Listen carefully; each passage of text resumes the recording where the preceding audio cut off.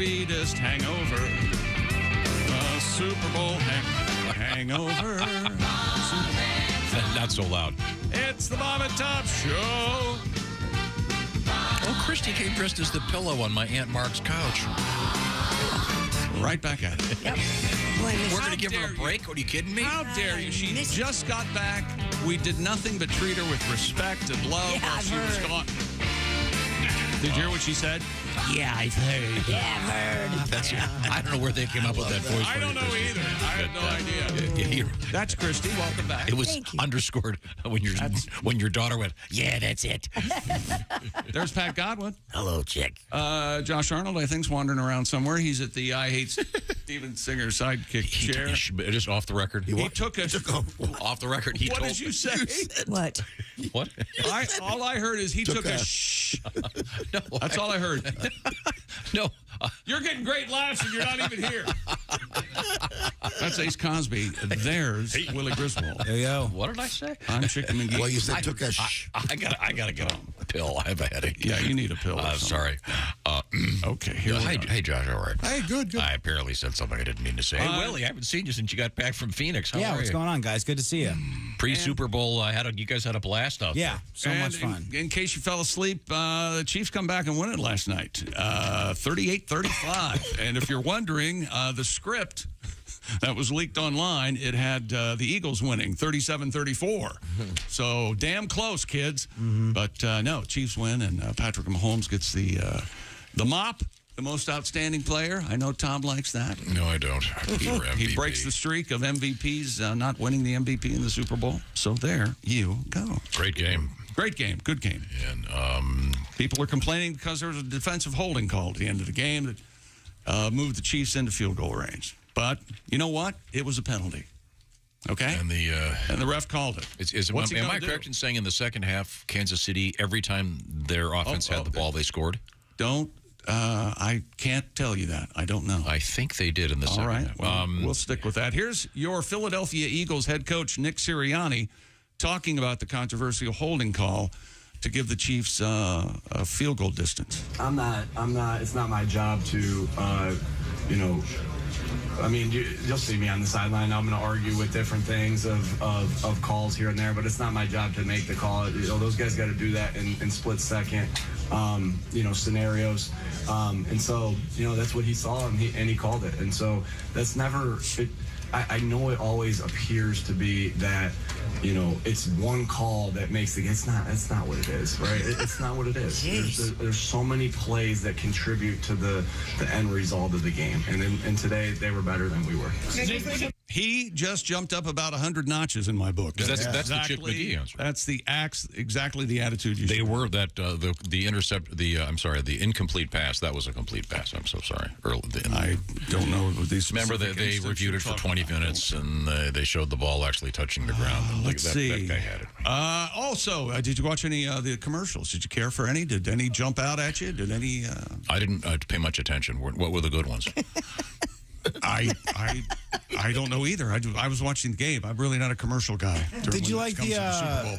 They had Paul Stanley and a series of other rock stars, Gary Clark Jr. Especially hated that one. You hated that one? Yeah, I did. I got a kick out of that one, man. What was it? I didn't see that one. All right, what was it? Here's the acid test. What was the product? Oh my goodness, I have no idea.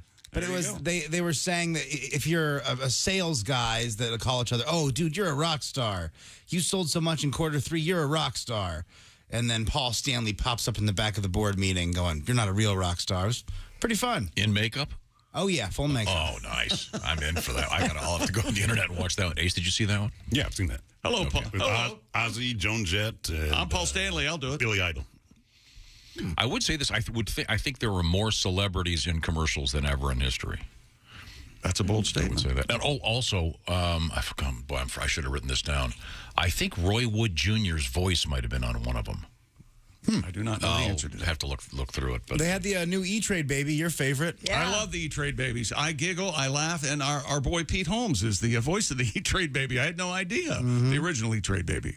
There are a bunch of them on the commercial last time. We'll review all those things. Yeah. But first, a couple things. Hang on. I think, Josh, the NHL Yes, 4 games yesterday. Montreal, Seattle, San Jose, and Vegas all win. Oh, thank you very much. You're welcome. Coming up this week,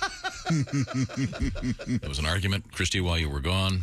About? I think you'll be on the wrong side of this one. Pro or con? Radishes. Love them. I figured you would be. I love a good radish.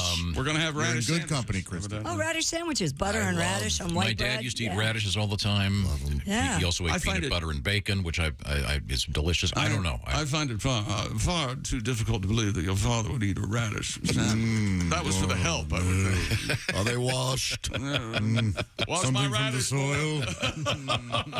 They're washed in the tears. You don't like radishes? They really don't have much flavor. That's the they're thing. I mean, kind I don't know why we were of- talking a nice about crunch? radishes. Were in the news because they were part of a smuggling ring. No.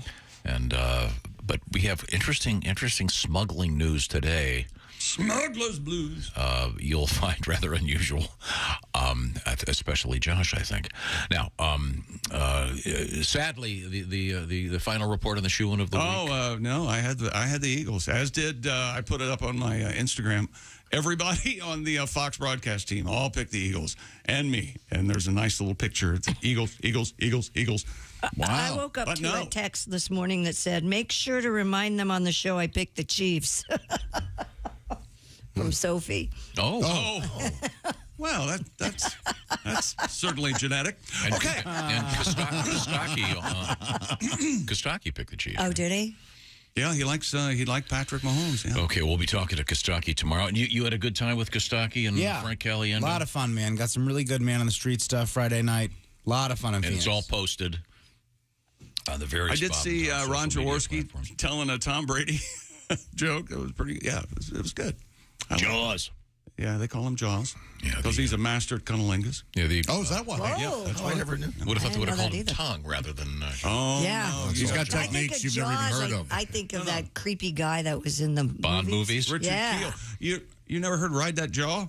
Is that a band? It is now. That sounds like a band from the mid Ride '80s. That Jaw. No, that's Ride My Seesaw. That's a song. Yeah. There's a difference. I ride my jaw. I see. You want to give me the other sports teasers? Well, You have some other stuff. I think. sort of an update on Derek Carr. That's not going to get old, much like Brian Daboll and Derek Carr. Okay. I'm happy. You enjoyed the game. Got sound effects. Yeah, it was a pretty good game, actually. Did you stay up? I did. Oh. Bleary-eyed, hungover. What time did it end? I didn't make 10, it. 15-ish, 10, 13-ish, somewhere around in there. I got to hand it to Rihanna. I would have been clinging to that floating platform she was on. Yeah. She didn't flinch. She would had have. a stick up her butt there in the back. Whatever. Yeah. I would have been on the ground on all fours. I know I would have been splayed out. She's been doing the devil's business. She's pregnant, yeah. Yeah. Oh, I thought. I thought she was a virgin. I don't think she's married. I know. What the hell's Yes, that all She about? already has a child. Well, She's from, of all things, she is from What state Barbados, did which is, she, I mean, that's just get married in? what an arc of a career to come from a small place like Barbados and end up in the biggest platform in entertainment. Yes. Amazing. 100 feet in the air. Married to Aesop Rocky. They already have a 9-month-old kid, and they have one on the way. It's Not exciting. valid. They're living in sin. Okay, thank you very much. We'll review this and many other things Make it today, right. including we have Give that baby a name. we have some pretty important stuff in the world of motor racing. The Wienermobile's in the news. Oh, my gosh. I call it Gosh. motor racing because I have raced against Oh, gosh. Indy 500 champion Al Unser Jr. in the Wienermobile. Yes, you have. What is the Wienermobile? It's a car. That's right. Does it have a horn? Of course, the Wienermobile has a horn. Does it? Are you sure? I wonder if it does, if it's like ba-da-da-da-da-da-da, or if it's just a regular horn. Oh, I would hope The Oscar it's- Mayer thing. I would think so. but Yeah, we can probably get a chance to once again drive the Wienermobile. I'm working on channels through channels. We do have Wienermobile in the news. Harley Davidson news today. I couldn't get the Wienermobile guy on the phone. I don't know what the problem is. Doesn't pick up anymore. He's tough to get hold of. Okay. We have exposed genitals in video games in the news today. Oh, really? Of all things. Leisure Suit Larry back again, baby. Oh, do you remember playing Leisure? No, you guys don't. You had to type in your prompts on CompuServe to play Leisure Suit Larry. Willie, have Put you ever the played floppy in? this game, The Witcher? I have not played The Witcher. 40 million copies have been sold of this game, and the new version, they're claiming accidentally has some serious beefage. We accidentally animated that for 7 months. Nobody noticed. One of the critics said, "This is not something where you hit Alt Control Delete and the woman suddenly has very realistic genitalia. Right. This was done deliberately." I believe they're undoing it now. We'll get to that coming up. And great news if you're constipated. Okay, hurry up and get to that story, will you? Can we lead with that? Why not do it now? Well, thanks for joining us this morning. We have a bunch of stuff to get to, and we'll find out how Christy's vacation was. Oh, it was. I mean, I didn't do anything on vacation. That was gorgeous. So relaxed. Yeah. The sand drink in When all my of a sudden hand. did I become from New Jersey? And Shut up. We had fun with it. These guys started. I had nothing to do with it. We do have a little audio from your vacation. Oh, yeah. The Christy cam. Oh, After midnight. Bring Mama a cup. Midnight? I was asleep. let me ride that jaw. Sorry. Christy. Showtime's at 7:30 p.m. Yeah. And you get in this habit of getting up early. I want to talk about some great food from our friends at HelloFresh because you don't want to spend a lot of time in the checkout line, do you? I didn't think so. HelloFresh, well, let's see. They, of course, have chef-created recipes. They go and shop for you. They do the buying. They put it in the box, and it's guaranteed fresh, and you put it together. That's the beauty of this, and HelloFresh has their best offer ever. I'll tell you about it in just a second. I just want to give you the background. 40 weekly recipes to choose from. And by the way, you can swap the sides or the proteins, whatever you want to do it. They make it so easy. You could throw in organic chicken or organic ground beef. And the organic word is important because HelloFresh is prepared to deal with your food lifestyle. Maybe you're even, I don't know, you could go from one extreme to the other, vegan to just great comfort food. They've got it all. Eat well and save money. It's also a great thing to do with the kids to help them learn how to cook. Josh, I've told you this 100 times.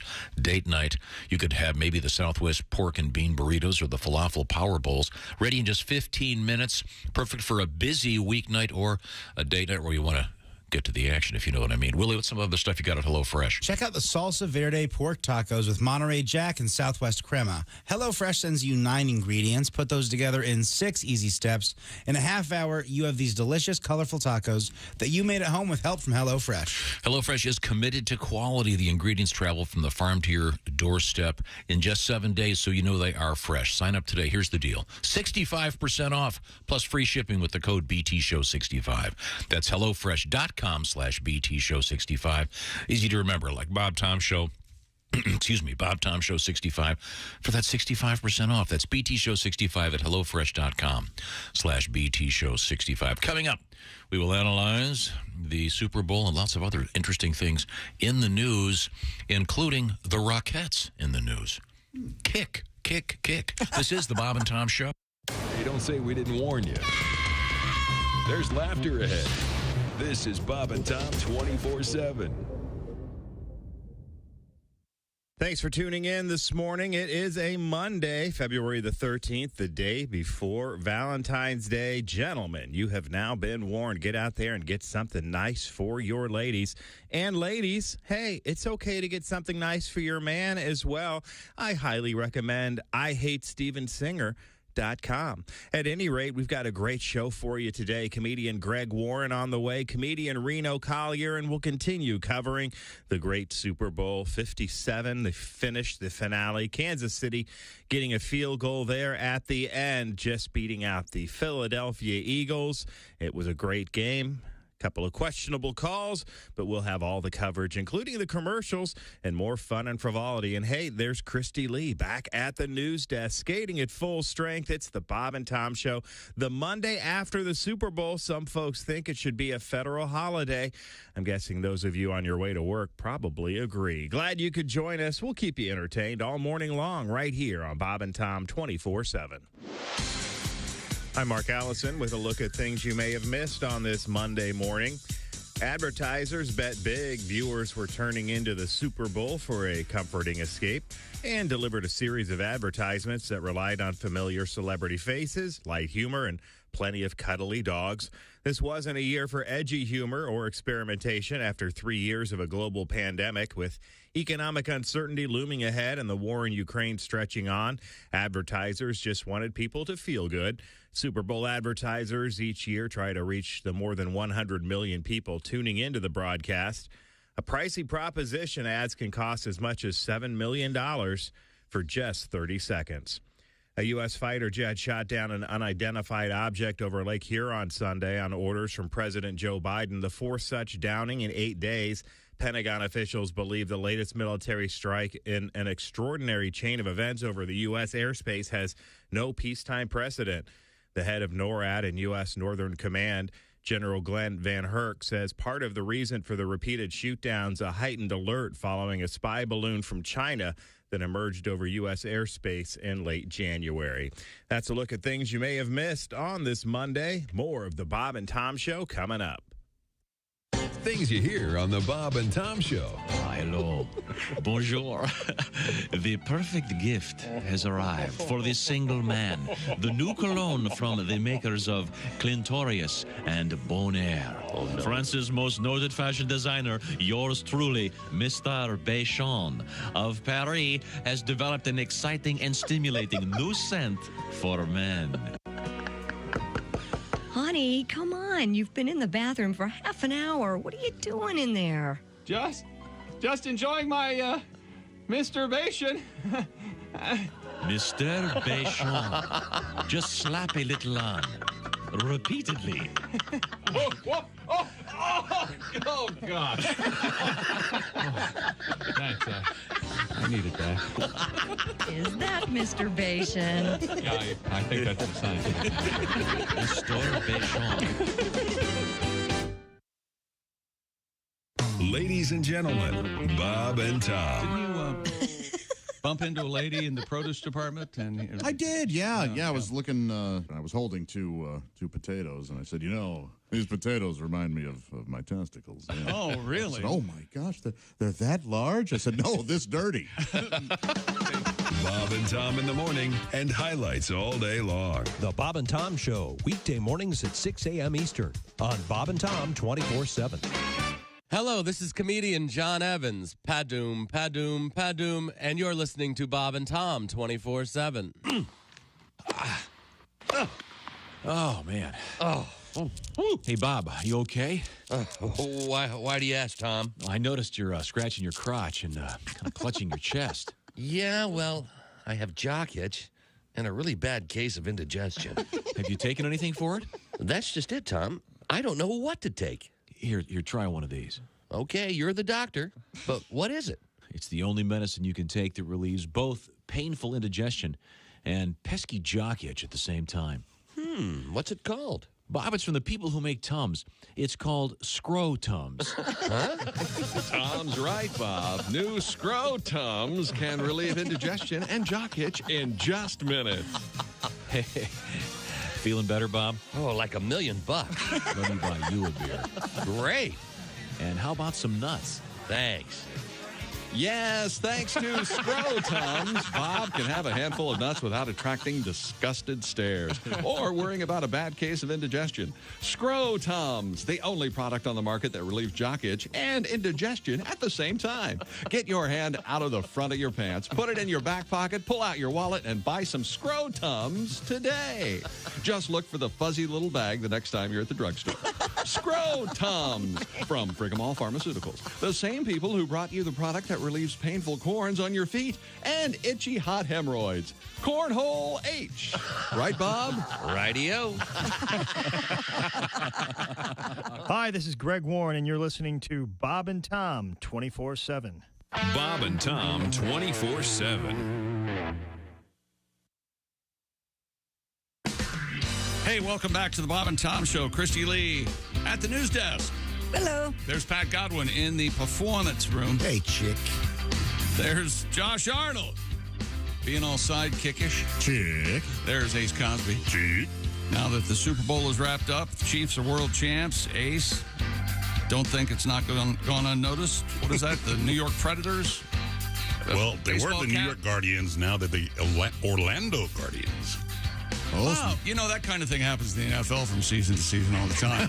Well, it does. The teams have to move from season to season. Okay. Hi, Willie. What is this, USFL or XFL? XFL. I can't keep track. Next Saturday at 3:30, ABC. I'll be watching something of that was produced in England. Vegas Vipers take on Arlington Renegades. Oh, wow. Hard pass. Okay, and Those teams do not there like was a commercial for the USFL during the Super Bowl. That starts April 15th. I'm very I'm confused. thinking my favorite NFL show is called NFL Live with Dan Orlovsky and Marcus Spears and my boy Ryan Clark, and they had people from the USFL teams modeling the new uniforms. So one can make the leap that the NFL and the USFL are in bed together, I think. So fine. That's fine. I don't care who NFL sleeps with. It's not Is it like a minor league for the NFL? No, it's a completely separate league. They don't make any mention this is a minor league. And they are bringing back arena football. So there's a lot of action out there. Give more guys a chance to make it to the bigs, as they say, in baseball. Now we'll move over to the sports desk with Chick McGee to review the Super Bowl. Once again, Patrick Mahomes is the Magic Man. Anybody hurt? Magic Man? Nothing? Okay. He didn't pull a rabbit out of his hat, or was that a touchdown? Played on that injured ankle. He got hurt again during the game last night. He threw 2 touchdown passes in the fourth quarter, scrambled 26 yards to go-ahead drive before Harrison Butker. His name is Harry Butker. His name has butt in it. That poor guy. Come on. No wonder he's so good his whole life. Hey, Harry Butt. Harrison Butker hit the pipe 42-yarder during the game. And Doinked it. Doink. And it's a cool sound. And it's harder to hit the pipe than it is to And your miss. contention is that should be 4 points? Yes, extra. But you have to call it, right? Yep, exactly. You got to make you have a green flag. You raise it up. Oh, ladies and gentlemen. Oh, Jim, he's going for the 4-pointer. Josh, what about last year? It doinked off one side, then doinked off the other side. Is it 1 point? That's an automatic win. Game over. Yes. Game over. But you have How to call often it. does that happen? But you have to call it, and if it doesn't happen, but still goes through, you get nothing. Right? That's right. Yep. Okay. That's amazing. How far are we from the 4-point shot in the NBA? Anyway. Half court. Harry Buttkiss, 27-yard field goal, 8 seconds left to give the Chiefs 38-35 win over the Philadelphia Eagles last night. And they did not, there were still people climbing the greased poles in Philly. Shouts of F the Chiefs in downtown Philly. So we're getting the bright fans, those that understand the game, are commenting. Eagles fans burned a couch and a sofa before the game in Philly. They had pictures of it. Well, once your buzz kicks in. What a depressing thing to be a Philadelphia city employee and have to degrease the poles. Or they just leave the grease on them. I would think that'd be a job for Dawn, dishwashing liquid, right? Doesn't that get the grease out? Or? Do they need to ungrease them? Now that I think about it, I guess we just repel water. It might be good for them. Oh, there you go. Maybe so. Maybe you're correct. What a weird gig. Completely lost your mind. Hey, you worked at it. What you doing, honey? At work, I was greasing the pole. No, seriously, I don't mean jacking in the closet. I mean closet. No, honey, not a euphemism. I was literally greasing poles. I feel the need to start keeping track. We've got riding the jaw and jacking in the closet. Yeah, greasing the poles. These are all songs. We'll figure out what band did those songs. Yeah, those will come later. NFL rumors concerning the Las Vegas Raiders quarterback Derek Carr. He said no thank you to the New Orleans Saints. A person with knowledge of the decision reported that on Sunday. It was not Ace. The person spoke on condition of anonymity because they weren't authorized to comment publicly. Oh, wow. Well, then keep your mouth shut. She's not wrong. Yeah. The person spoke. Carr wouldn't accept a pay. I'm sorry. Carr would not accept a pay cut to help finalize This is my new the favorite deal. thing. I hope he stays in the news. Me too. I wanted so badly to see Gardner Minshew trot out onto the field. All I wanted to see was Gardner Minshew come in and win the game. I'm sorry. Jalen Hurts, he got like 1 million 4th and 1 QB sneaks. He ran in 3 touchdowns, threw for another touchdown, and you were sad that our goofy buddy with a goatee and a mullet didn't get a play? Where's Minshew? Where's Minshew? Said no one. If the scenario had come about in which Gardner Minshew came in, God forbid, Jalen was injured. I'm just saying, and he'd won the game. First, Pat would have been up all night trying to rewrite the song. That's why he stayed up and watched the game. We would have played it 4 times already. Gardner Minshew. Fox's Terry Bradshaw in trouble again after the broadcast last night. Is it the Waddle line? He interviewed head coach Andy Reid following the game, but one comment is being met with criticism on your internet. While trying to get Reid's attention, he called out for the head coach. He then threw a vicious jab, it says here, by, come on, coach, waddle on over here. Fat shame. Here's the quote. Hey, big guy, let me get the big guy in here. Come on, waddle on over here. Have a cheeseburger on us. Now, even the most casual viewer, have you seen Terry Bradshaw? Yeah. He's huge. He's over 3 bills as well. But he's just kidding the guy. It's just a jock mentality. I'm just saying. Terry's I remember the one time we talked to him, and he immediately took all the credit for all this. He goes, "Yeah, I've done a bunch of dumb stuff." He was right on. He gets himself. It's okay. If that's the only thing they're worried about the game last night, come on. As you know, the internet trolls are just out there looking to jump on whatever they can jump on. Pretty interesting that Tom is pro-fat shaming. I never would have guessed that. Yeah, right? Isn't that interesting? Yeah. It was a joke. We learn something new every day, don't we? That's really interesting. The use of the verb waddle. That's enough right there. That's a pretty rude way to say get on over here. Waddle over here? It's because it's one of his one of his peers. Those guys, that's how those guys talk to each other. Oh, no, yeah. I don't think Andy Reid's going to be complaining about it. He goes, he'd probably says something right back to Mr. Bradshaw just as offensive. I'm not defending the fat shaming. It sounds like you are. Okay. Not only defending it, encouraging it. It sounds like It's fine. Lock them in. It's insisting upon it. They're just boys. I'm just saying. It's the way guys talk. I mean, Andy Reid can go for another Super Bowl next year if his heart doesn't explode. Okay. And earlier this year, the script for Super Bowl 57 was leaked. They said someone on the internet, which is on your computer now. It showed the Eagles would defeat the Kansas City Chiefs by a score of 37-34. Well, other than the wrong team winning, and the score was really close though, 38-35. The real world. Last-minute rewrites. 37-34. Producer's notes. Well. So you don't believe that this actually exists? And there was that scripting was a joke that went. What? Another joke? No. It had been written. Never mind. Here's the thing. It was a gag, right? It was just someone had done it as a joke.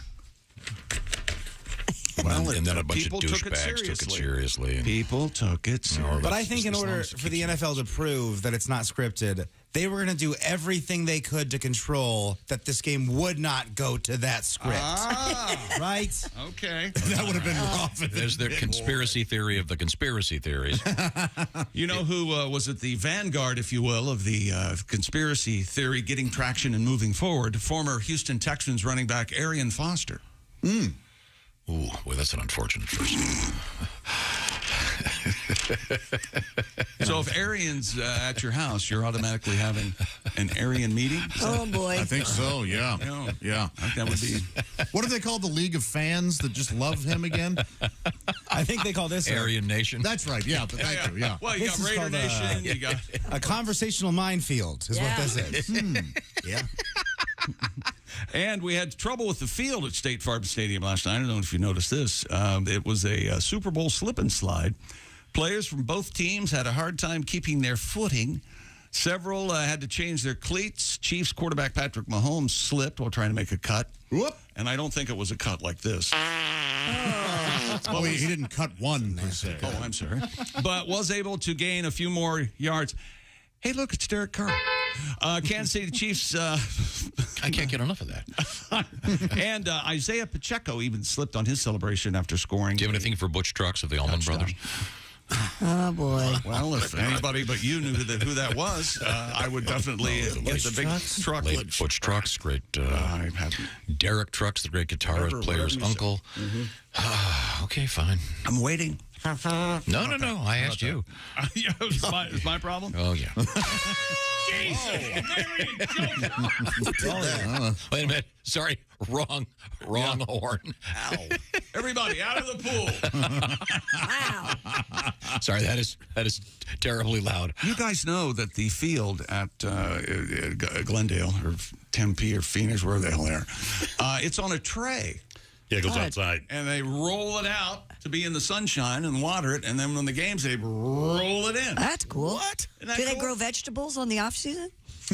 They have rutabagas, radishes. Isn't that something? Some bananas, oddly enough. And then right around August, when the heirlooms are ready, people just know Christy, it's time for camp dinner. You were on vacation, actually.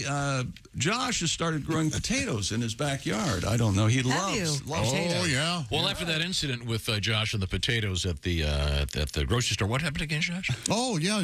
Christy and I went to the grocery store last week. Yeah. I was looking at the baked potatoes, you Really? know. Oh, of course. Baked potatoes? Oh, boy. Yeah, nice They bake big them at some. spike. Well, they make some of those big potatoes. Idaho bakers. Yeah. Sure. And I looked at the lady next to me and I said, you know, these sure remind me of my testicles. She said, oh, my goodness, they're that big? I said, no, this dirty. And then Derek Carr. And then Derek Carr. He tapped me in the shoulder. He goes, good one, man. Even Derek Trucks like it. I appreciate that, Derek. See you, Derek. Take her easy. Good piece of business, John. Yes. More sports coming up right after this song from Pat Godwin. Pat? Yes, how about the greased light poles in Philadelphia? Even with them losing, because Philadelphia Eagle fans are fanatics. They're over-ecstatic and problematic. That's why, chick, we need greased light poles. We'll get some cans of Crisco and extra police. Oh, yeah. Come on, sing it with me. Greased light poles. Eagles lost the Super Bowl. We're going to need some grease. Oh, yeah. Greased light poles. Oh, greased light poles. They're going to hit the streets. If they win or get beat, we need some crowd control. Better grease them poles. Grease the light poles. Thank you very much.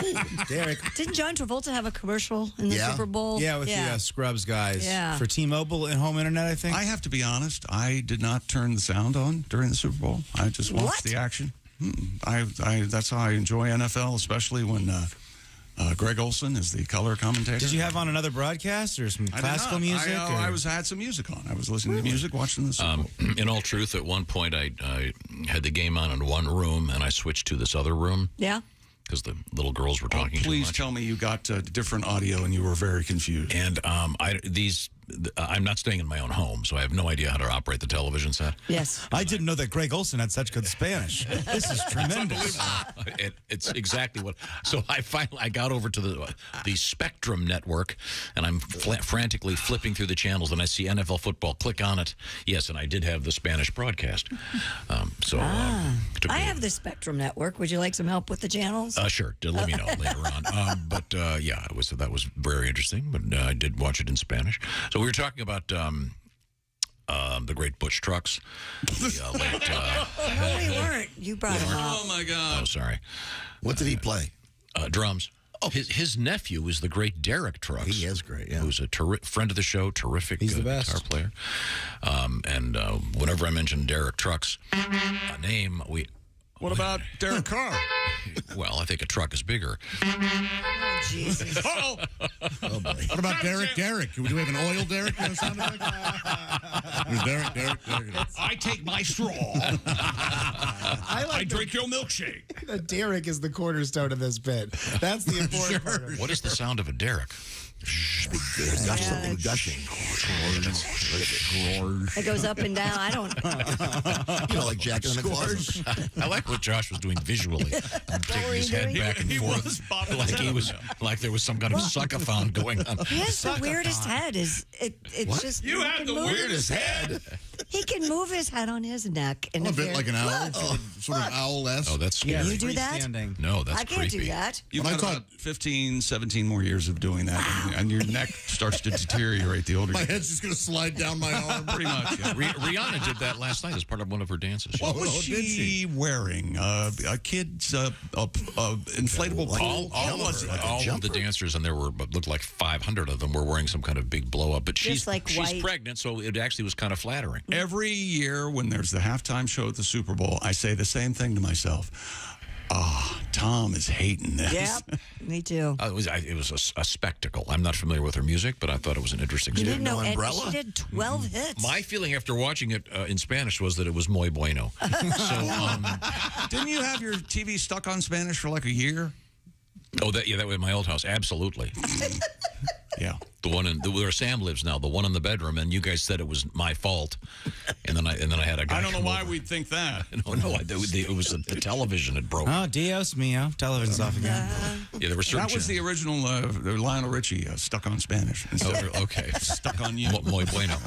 The Bob and Tom Show is sponsored by BetterHelp. When you're at your best, you can do great things, of course, but sometimes it's a little overwhelming out there.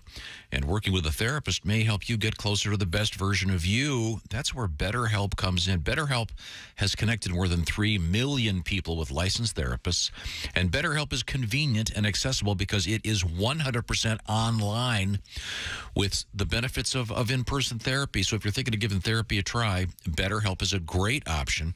Once again, convenient, flexible, affordable, and entirely online. How do you get to it? Well, you fill out a brief questionnaire. You'll get matched with a licensed therapist. And by the way, if you need to switch therapists at any time, there's no additional charge. And you can do it either with the camera on, a camera off. You can be talking. You can even be texting sort of back and forth. That kind of is, it's up to you. So if you want to live a more empowered life, therapy through BetterHelp can help you get there. The Bob and Tom Show is brought to you by BetterHelp, and you can visit them today. BetterHelp.com/BT Show. And by the way, get 10% off your first month. It's BetterHelp, HELP, BetterHelp.com/BT Show. You can live your best life. Give it a shot. Right now, we have Chick McGee at the sports desk. World records coming up. And also coming up, a lot of interesting animal news. Harley-Davidson update, the Rockettes, and cows and Valentine's Day, the controversy. Honey, I got you a cow. It's all coming up. This is the Bob and Tom Show. Text us at 888-262-8661. More Bob and Tom next. State law.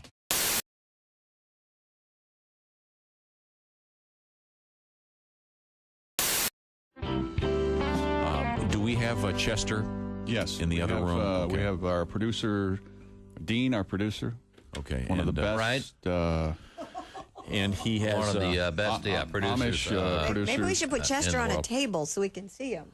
Now, Chester is a dog, of course, and he's a rescue dog. He's a beautiful dog. And he can't help being that cute. That's Sweet little. He's got the most now, can incredible Chester eyelashes. hear us right now? Can you guys hear us in there? Okay. There's a couple Chester, control, stay. There's a couple control words he likes. He likes his name. Worked. How about that? Okay, Chester? Chester. No, he's looking up. He's trying to figure out. He's looking at the speaker. Is he named after Chester A. Arthur? Is that who he's named He's after? named after the street he was found Now on. I believe. say WHERES YOUR BALL. He loves that. Oh. Okay, Chester. Where's your ball? No response. Nothing? No, we didn't Where's get your it. ball? Chester, Okay. where's your ball? Well, There he goes. Okay, now. Okay, Where's your ball, Chester? Now he's confused because he sees our lips moving and he's it's coming out of the speakers. Chester's in a different room. Okay, so he's reacting. Then. Okay, now do you? So I am going to right now play Squeaky Bark Bark. Okay. Okay, now is this the first song on the animal This album? is the album More Songs to Make Dogs Happy. Okay. And this is the third cut. Squeaky Bark Bark, Chester. Okay, I'll Coming at you. Rate this record, baby. Oh boy, his ears perked up right away. He's staring at the speaker. He's got that quizzical look. Oh yeah, he loves this one. He likes this one? Yeah. I give that song a 95. Okay, Okay. Squeaky, squeaky, bark, bark. Oh, squeaky, squeaky, bark. Now he doesn't care anymore. He wants to hear the squeak. You know why? Okay, now here's our song. This is our dog version of Now he's laying down. He could care less. Now let's of Stairway. Okay, All right, play here we Stairway. go. See. Oh yeah. Oh, he loves this. He's going crazy. Right. Gee. I wonder why. Here His we go. head, every time the squeak comes up, he moves. Oh, you're punishing. Oh, now he's standing up. He loves Zeppelin. There's no doubt about it. Oh, Yeah, yeah. obviously. Okay. Chester rocks. Let me play one of You the... know what? Can you play the Gordon Lightfoot piece Yes. for Absolutely. Chester? Here we go. I think he's a big Gordo fan. Okay. Nothing. He's yawning. He's smiling. Oh, now we're talking. Chester hears this. He's going crazy now. Oh, yeah. Oh, yeah. Oh, yeah. Okay. See? Well, He loves Gordon Lightfoot. I don't know. You be the judge. No, he's like, Let's try one of the other ones from the actual All right, which one do you have? recorded dog album. Songs to Make Dogs Happy. This is cut 1. Let's see if we can make him poop. Squeaky Deaky. Let's give this This is a the listen. big hit, I understand. Okay, nothing so Look, far. you can even tell it's a Casio. Oh, yeah. Oh. He's looking around. Squeaky, deaky. I love my squeaky toy. This one's kind of got him. Squeaky, deaky. He's enthralled with this. It makes me jump for joy. All right. Squeaky, deaky. To me, he looks more anxious than happy. He looks Well, like I he think wants to get the hell he out of would the be, room. Well, I think he'd be excited if a squeaky toy actually appeared after hearing one. Right. Yeah, but see, to me, this is like doggy porn. He's No, I have one of those. That's doggy style. Nothing like. You have doggy style. No, but I think my mistake. he'd be more excited by an actual squeaky toy than a see, because he doesn't understand. He's looking at the speaker. He can't figure out where the squeaky toy's coming from. It looks like he wants to go outside. Oh, it does look like that. Do you want to go for a walkie? Oh, baby Chester. Where's your ball? Chester, there's no P. He doesn't understand. Chester, where's the vacuum He cleaner? just want to knows what all these voices are. Chester. Yeah. Chester hates the vacuum cleaner. Okay. Well, thank you, Chester.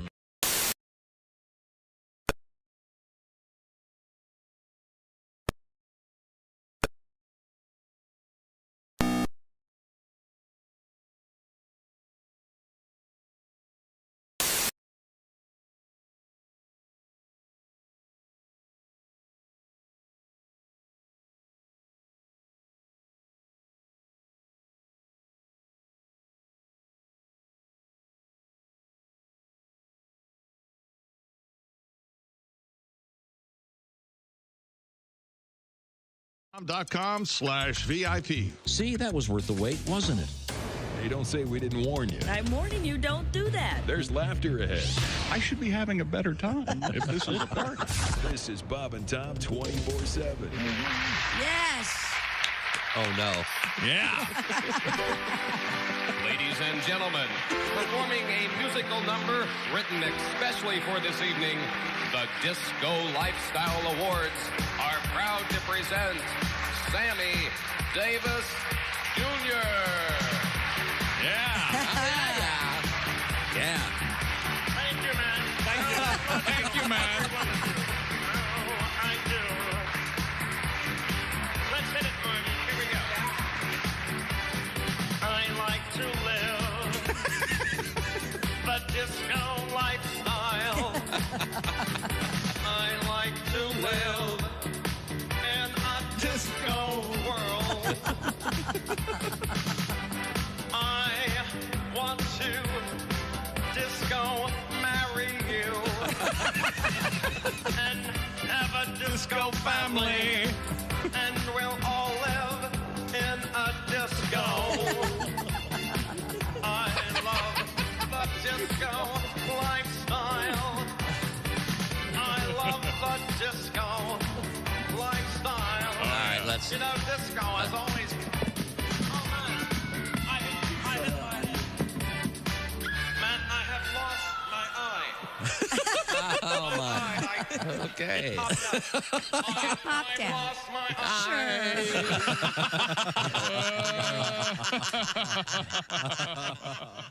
Hi, this is comedian Tim Cavanaugh, and you're listening to Bob and Tom 24/7. Bob and Tom 24/7. Up next. Hey, welcome back to the Bob and Tom Show. At the news desk, it's Christy Lee. Oh, boy, it's good to be back. Oh, boy. Didn't we have the port of Hubboy? The Cape, Cape Hubboy. There's Pat Godwin. Hello, Chick. Hey, he's in the performance room there, Entertainment Center. There's Josh Arnold. Hubboy.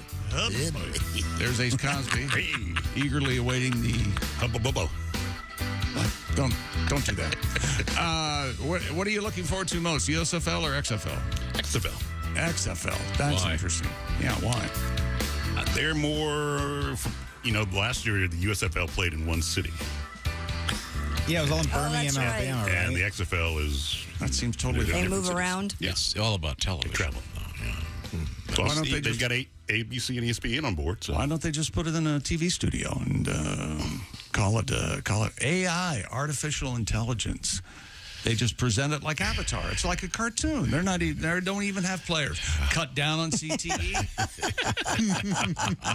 Hi, Willie. Hey, man. I'm Chick McGee, losing my mind, and here's Tom. It sounds like a video game. We do a video game where in the news involving a very popular video game and the addition of very graphic female genitalia. Yeah, wow. Allegedly a mistake, but come on. You don't, again, one of the guys goes, you don't hit Control, Alternate, Delete. And remember when Sharon Stone, and she maintained that was all an accident. She got tricked into it or something. Yeah, no. She had no idea that was going to be. No. If you've ever been on a movie set. No lighting joke? No. Well, they have to, you see them they're measuring the distance so they can get the proper focus. Sure. Pulling focus, whatever it's called. And there's a special light that they have to use for that. Did you know that, Christy? No, what's the name of that light? It's spelled. I think it's spelled Fresnel, but it's not pronounced Fresnel. It's called a Fernel. Oh, just for that beavage. I mean the shot of. Thank you. We have a nice letter here. Much fur. Go ahead. A nice letter here. By the way, that's a stage crew joke. About four people get that, and you're welcome. This is a nice letter from Austin. He writes, I've been a Chiefs fan since 2012. Obviously, I wanted to say, as soon as the winning field goal was kicked, I posted, fry up an eagle to my social media. And this guy has an interesting job. He works on those wind turbines. Oh yeah. Cool. He scolds me for calling them windmills. Obviously, they're not windmills. They're not milling. So you're gonna say it turbines, huh? Like Andrew Carnegie, or back at the turn of the century, turbine. This guy, that's what they're called, turbines. I thought it was a turban. No, a turban's a hat you wear if you're of a certain religious persuasion. I'm aware of that. But if you're standing in front of a turban, you don't go, boy, this turban sounds good. Oh, you talking about a hat? No, it's a well, you'll have to help me, Austin, with the way that is correctly pronounced. I've always wanted to go up inside one of those things. They're so cool. Can you go inside them? Wouldn't they work from the outside? I think they got to go upstairs to that little hut up there. Go upstairs. Wait a minute. This is going to be good.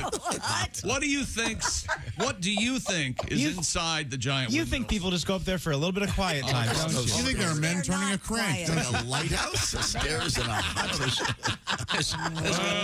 There's some apparatus. I was turning crank up there in northeast Indiana. I imagine there's some gears that have to be lubed. They are not quiet at all. Yeah, okay, but they're cool. I mean, I hope they're working great. That's a haunting noise when those blades go by. Oh, yeah. Oof. Oh, you're right. Yeah. Oh, yeah. You ever seen them drive by you on the truck? They're massive. They're like they're larger than you think. Yeah. And I love when you've got an array of them and they sync the lights at night, and it's like a scene from a Spielberg movie. It's kind of trippy. So in any event, in honor of the Chiefs' win, Austin is suggesting, I think quite rightly, that we feature this great song from Little Timmy Cavanaugh. Time helps some species come back and grow stronger. I'm glad one creature's endangered no longer. I wanna fry up an eagle just to see.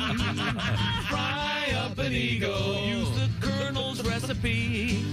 It's still illegal. it shouldn't be. I need to know what one tastes like. I want to fry up an eagle. My curiosity first killed the cat who wasn't that tasty, frankly. I want to fry up an eagle. They're dolphin free. Let fry and the eagle said it subliminally. Did it, did it, they're bald. Did it, and yummy. Oh, yeah. Yeah! There you go. Well, that is just a The Chiefs fried up an eagle. Chick McGee's across the way on the Valentine Sports Desk with something new.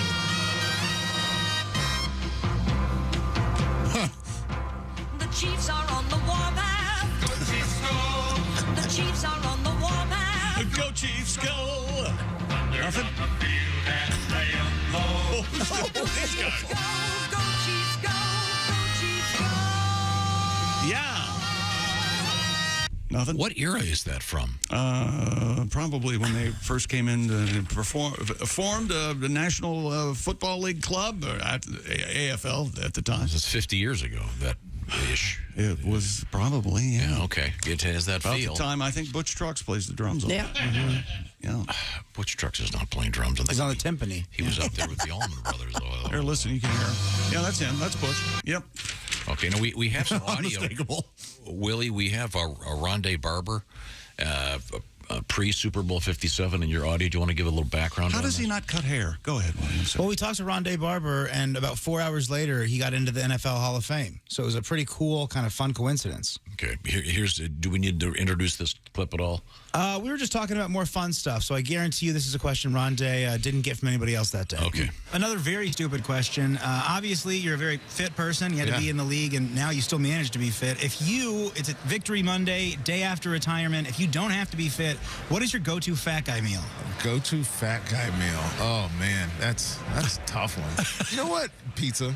I'm a idiot with, ordered pizza and the pasta that comes along with it, and a lot of you get pizza and pasta. What are you, Jim Gaffigan? Yes.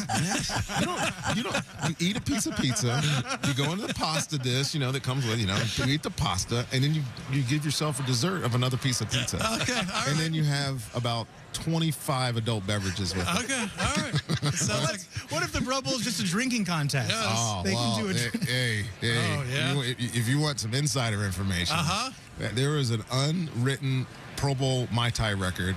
It was 17 Mai Tais by John Lynch. What? John Lynch? And one year... He's not even one of the big guys. Can I note that is the least tough guy to be drinking? And one year I tried to top it, and it got to about 13 and about killed myself. Oh, Ronde, that is great. Ronde Barber, Willie. Ronde might want to get into a program. That's a lot. Sounds like a great guy, but I love that notion. He's pizza, a twin. Pasta, then pizza for dessert. He's a twin, Tom. Yeah, I know. I one time had Tiki? When I was a kid. I can remember eating at Julerette's. Of course. Oh, my God, in Petoskey, Michigan. No, in Harbor Springs. Whatever. And I had a delicious cheeseburger.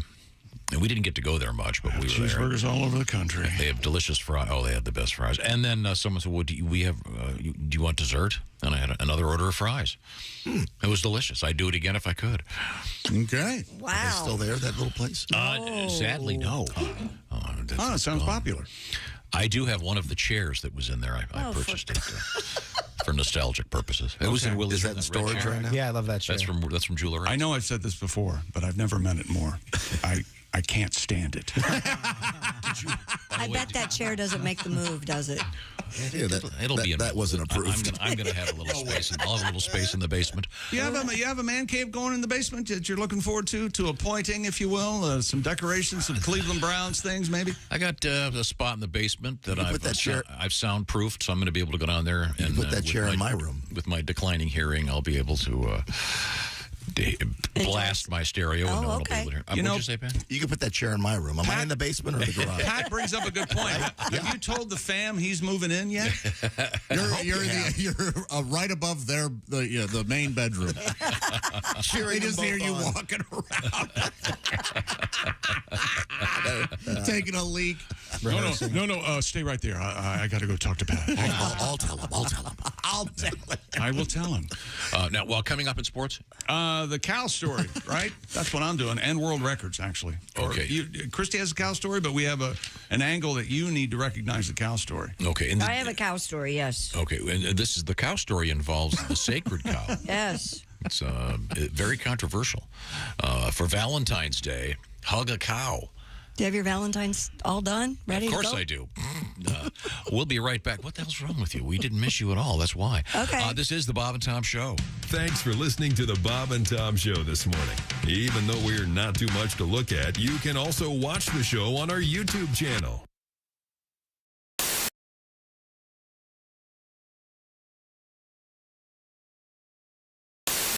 Ingrid, you're going to sing one of your tunes for us right now. Which one is it? I was thinking that would be a good idea. You just want me to do a monologue or something? Well, no. There's been some controversy that apparently there's this rap version of. Are you going to do what's going to happen here? I'm a little confused. Oh, okay. Well, yeah, all right. We'll have fun, right? All right. Sure. I just became so Staten Island.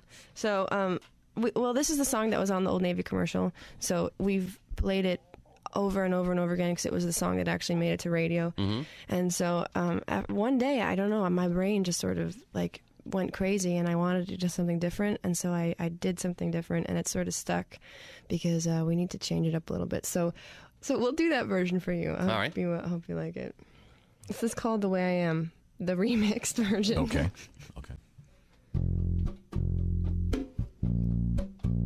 I can't believe I'm doing this.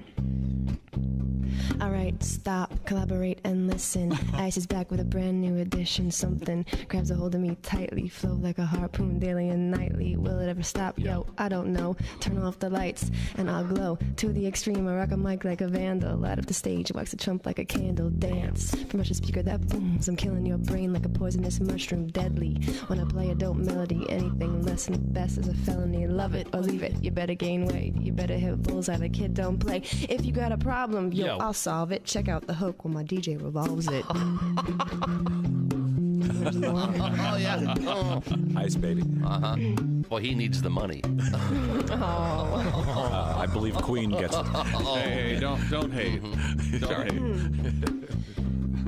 In West Philadelphia, born and raised, on the playground was where I spent most of my days. Chilling out, maxing, relaxing, all cool, and all shooting some b-ball outside of the school when a couple of guys were up to no good. Started making trouble in my neighborhood. I got in one little fight, my mom got scared and said, "Where the auntie and uncle in Bel Air?" I whistled for a cab, but when it came near, the license plate said fresh, it had dice in the mirror. If anything, I could say that this cab was rare, but I thought, nah, forget it, you're home to Bel Air. I pulled up to the house about 7 or 8, and I yelled to the cab, "You're home, I'll smell you later." Looked in my kingdom, I was finally there to sit on my throne as the Prince of Bel Air.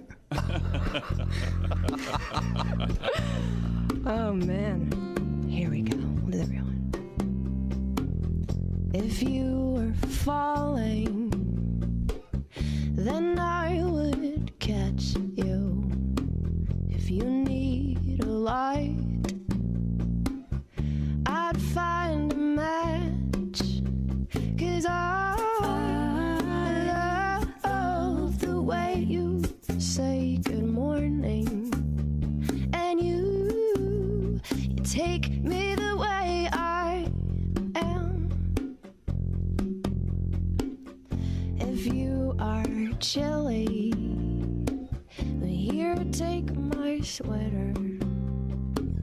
If your head is aching, I'll make it better.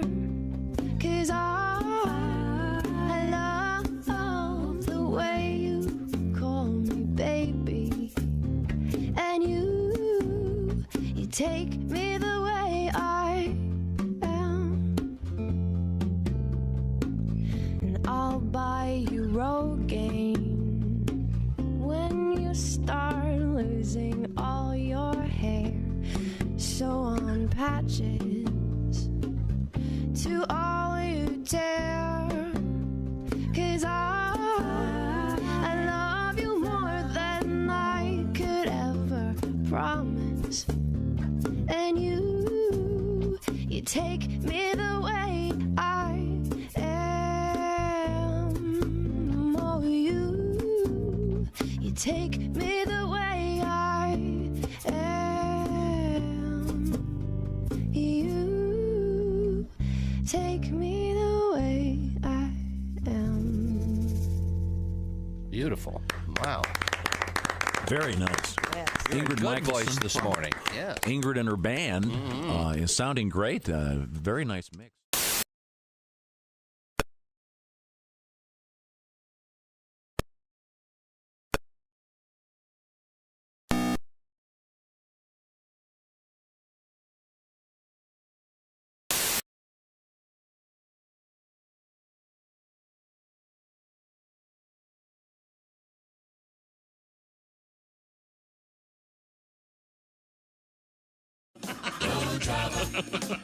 Open wide, stick out your tongue. Blow Java.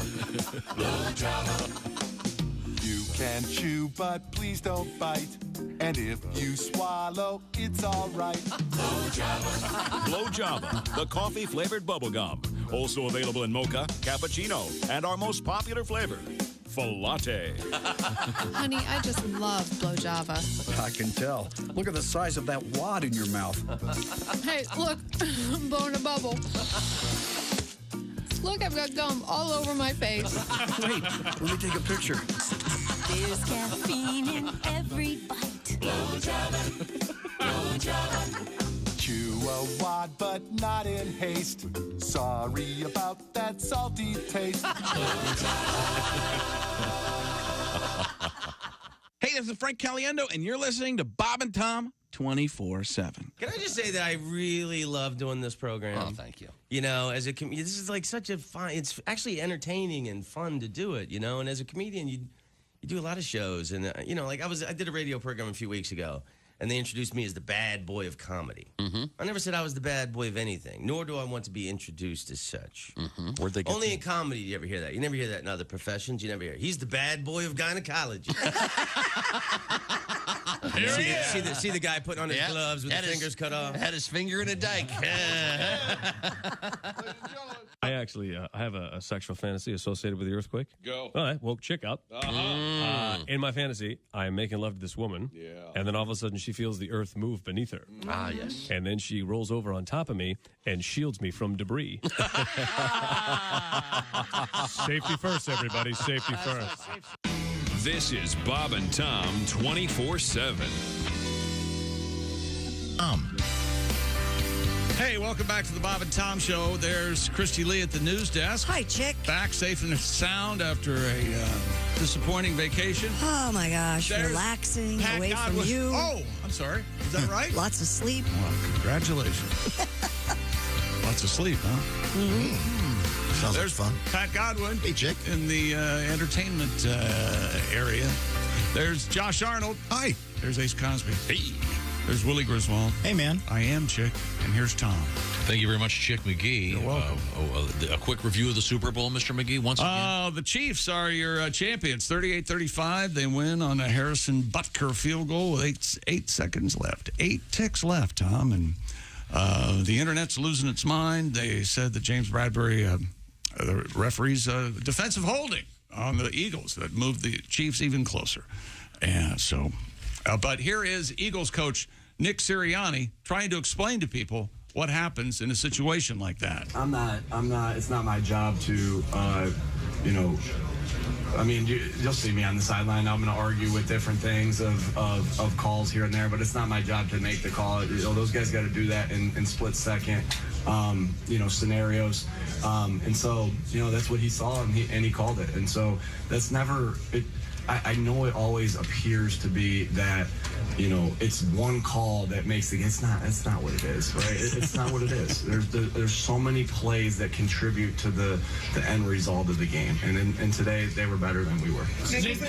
I think he sounds like someone trying to explain Bigfoot to someone. That's not what it is. That's not what it is. You got to hand it to him, man. That's Bigfoot. Yeah, that's he has a good attitude. You've been saying that for years. Yeah, well, it's not just the one play. Part of the game, but there were maybe a couple of bad calls. Christy, you actually watched the game with a former NFL ref. Yeah, well, the first 2 quarters, I went home at halftime. But you have a friend who's a referee. Yeah, 25 years in the NFL. You got a lot of friends. Yes, I do. Tough gig, though. Where does he work now? Foot Locker? He's retired. Yeah, I got my own uniform. Wait a minute. That was a plus when you Hang on a applied. second. I'm standing up.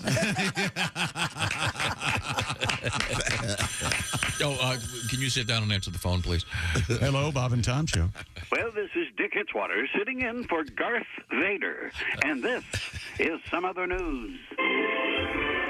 Well, if you didn't watch the Super Bowl last night, kids, you missed a lot. I'm not talking about the game itself, but the pomp and circumstance and all the pageantry. So to catch you up, here are some of the things you missed at State Farm Stadium in Arizona yesterday. Well, there was a historic pregame flyover performed by an all-female crew. That was quite the sight.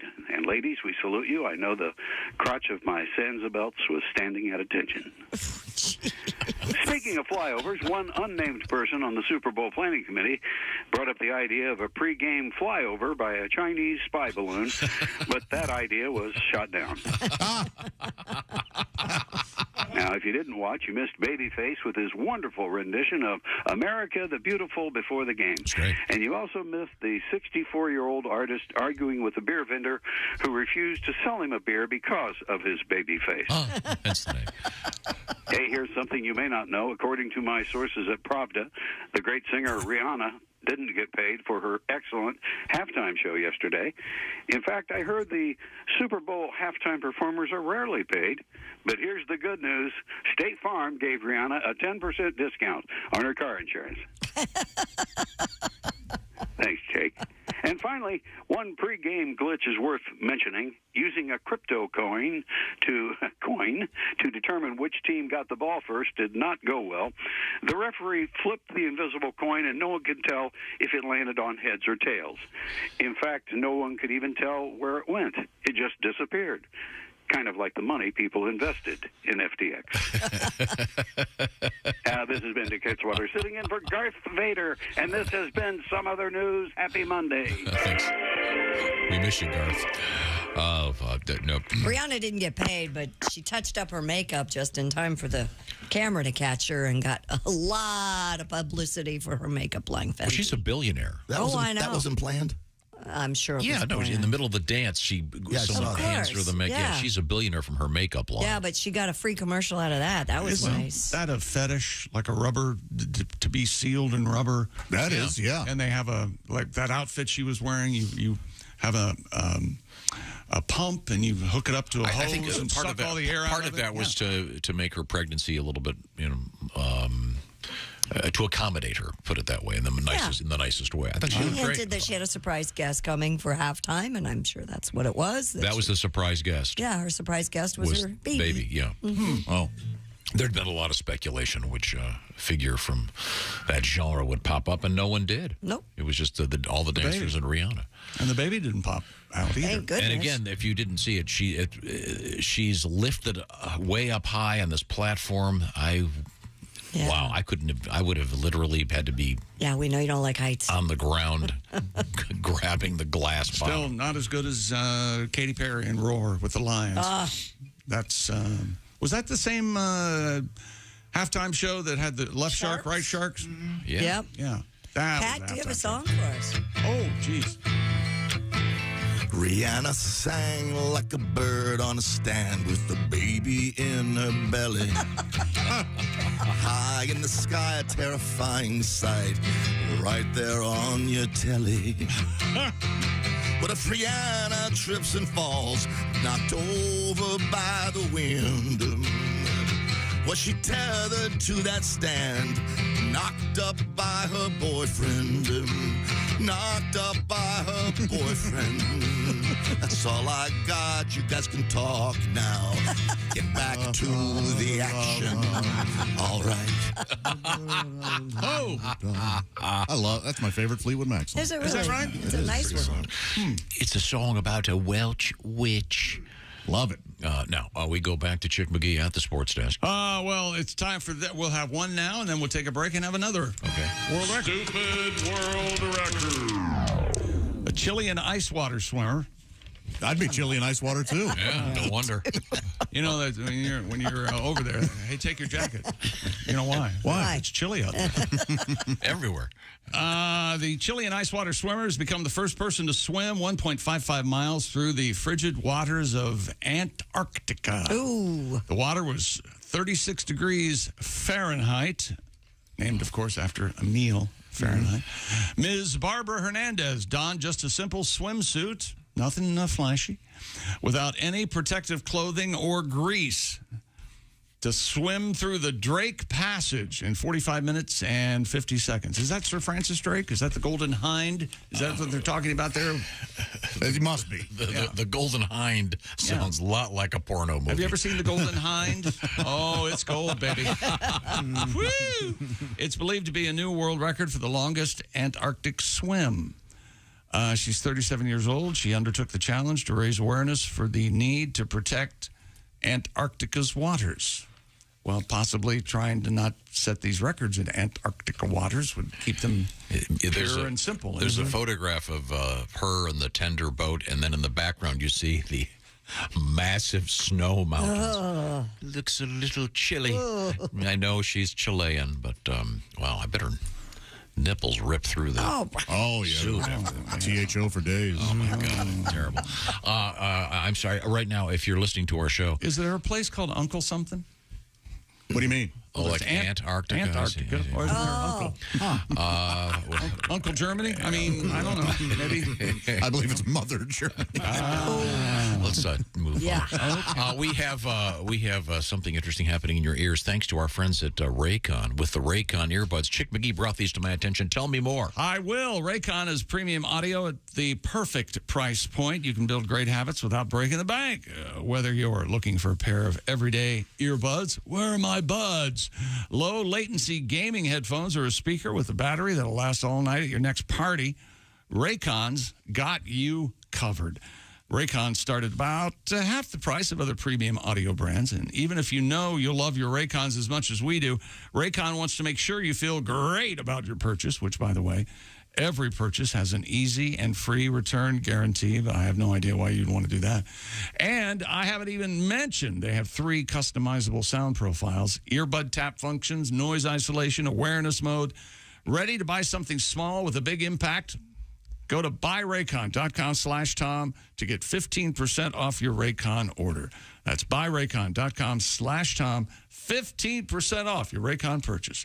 That's buyraycon.com/Tom. Buy a pair for someone you like and a pair for yourself. Just got a text. Apparently, Donnie Baker's out there loose. We'll be talking to him at some point soon. And drug-free relief from chronic constipation is the headline. It involves electricity.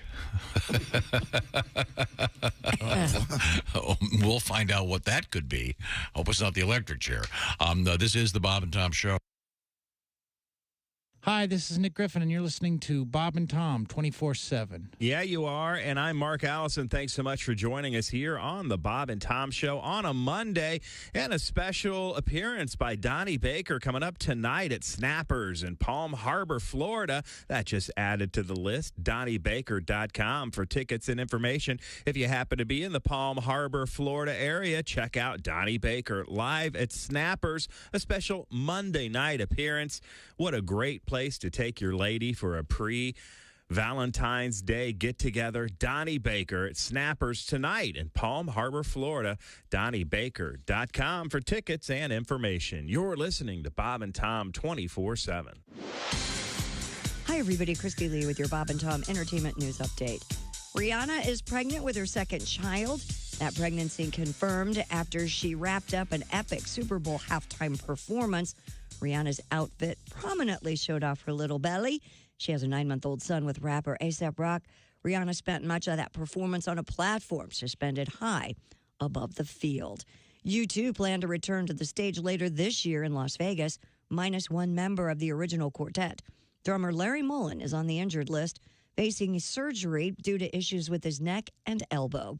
Dutch drummer Bram Vandenberg will fill in for him. Only twice since 1978 has either Bono, The Edge, Mullen, or Adam Clayton missed a gig. Clayton missed a show in Australia after Mullen broke his foot the same year. The shows will open a new venue, MSG Sphere, and will be focused on the band's 1991 album, Achtung Baby. And Magic Mike's Last Dance, #1 at the box office over the weekend.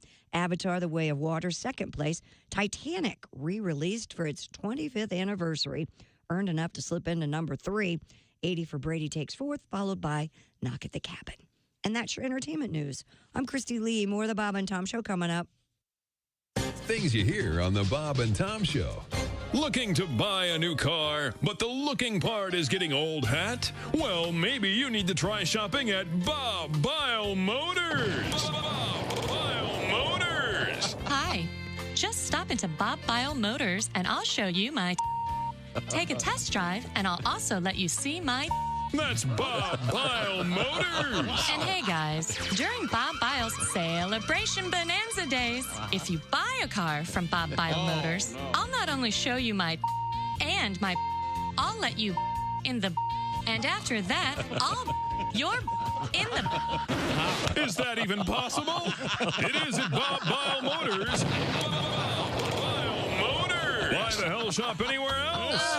Somebody get me a towel. Due to pending litigation, Bob Bile Motors is suspending free hot dog Fridays.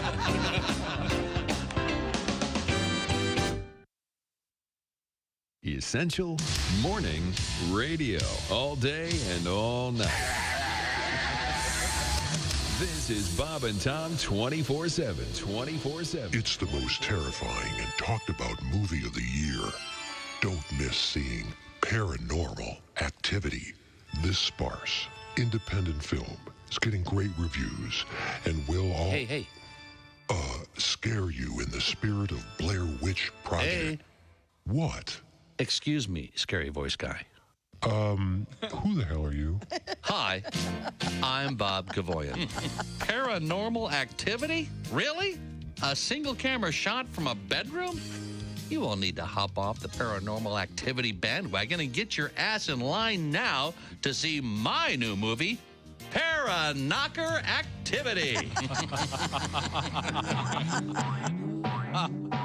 Want me to keep jumping, Mr. Kavoyan? Yes. But I'm getting all sweaty. Oh, that's okay. That's why we're doing the soapy shower scene in Act 2. Oh, okay. I can't wait. There. So what do you think? It's okay, I guess. It's not real scary. Jeez, what a homo. Does she at least get murdered? No, none of that. Para-Knocker Activity is an uplifting movie. It even has a happy ending. Watch. She's going to need another shower. Good idea. Everybody back in the bathroom. Set those puppies up and roll film. Morning, sunshine. Bob and Tom 24/7. 24/7. 24/7. Tom Simmons is our guest. I understand you've been to Afghanistan, I assume, on one of the USO type tours. The Comics on Duty. Okay, good for you. Afghanistan is desolate, man. Everything is dirt. Every building, every structure is like dirt. We don't need satellite-guided bombs. We just should drop water balloons.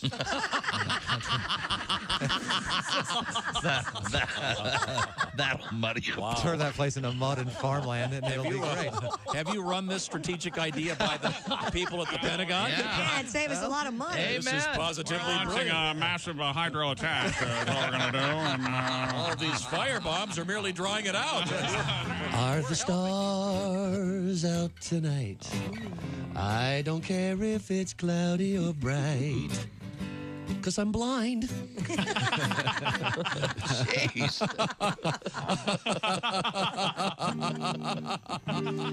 Hey, this is Henry Phillips, and you're listening to Bob and Tom 24/7. Well, what else would you... Back to the Bob and Tom Show. Christy Lee at the news desk. Hello. There's Pat Godwin in the performance room. Hey, chick. There's Josh Arnold. Hello. There's Ace Cosby. Hey. There's Willie Griswold. Hey, man. I'm Chick McGee, and here's Tom Griswold. And I think I have the commercials from last night's Super Bowl ranked, at least the top 5. What do you think? How many of them have dogs in them? None of the top 5. Really? Oh, I thought, as usual, I thought the dogs made a great, some great advertising. What have you got over the top 5? The 5th one, General Motors. Why not an EV? That's the one with the zombies and Will Ferrell. Oh, yeah. Remember this one? Yeah. Putting EVs into Netflix shows. I did see that. Number 4, Coors versus Miller versus Blue Moon. I saw the commercial, but I didn't know what the point was. It's stupid. That's exactly what I'm hoping for in reading this, Tom. Rev it up, baby. I think Anheuser-Busch wasn't the exclusive beer supplier for the Super Bowl for the first time, so they could legally mix it up a little bit, and I think that's why this one happened. It turned out it was these two guys kung fu fighting or something, or whatever it was. Miller Lite versus some suds, and then at the end it turns out to be for some other beer I've never heard of. So. I see. You ever heard of Blue Moon? No. What? I love it. I do Love too. Blue Moon. Big slice of orange in there? Yeah, you put an orange in there. And you know what else is in It's a tasty beer. I just thought it was a dumb commercial, but obviously it registered with some people, so good for them. No, you take you pour a Blue Moon into a Pilsner, and then you take a shot of vodka and drop that in there and down the hatch. Oh, really? Number 3, Bud Light, easy to drink, easy to hold. This is the one with Miles Teller and his wife, Kaylee Sperry. It's cute. Evidently, they were on hold on some customer service. He was dancing. He's very likable in it. Dancing around. Boy, he is a likable cuss. Yeah, he is. Miles Teller. Cute, too. You know who? You know which one he is? Miles Teller. Yeah, of course. He was in Top Gun. Yes. What is very it? Good. Revenge. Maverick. Oh, I like Revenge. Revenge of the Top Gun, whatever it was. Maverick. Revenge of the Birds. And then I like Top Gun when they're making Top Gun Rockford Files. I can't wait for that one. And then he was in the insurance scam movie, Whiplash, right? Remember that? Yeah. Oh, no. I think you're confused as to what it was actually. That was about. a drummer. I can see He's why you terrific. think. He's a great actor. I forgot he was. Number 2 was Google Pixel. Fixed on Pixel. It says here it's one of the more creative commercials of the night.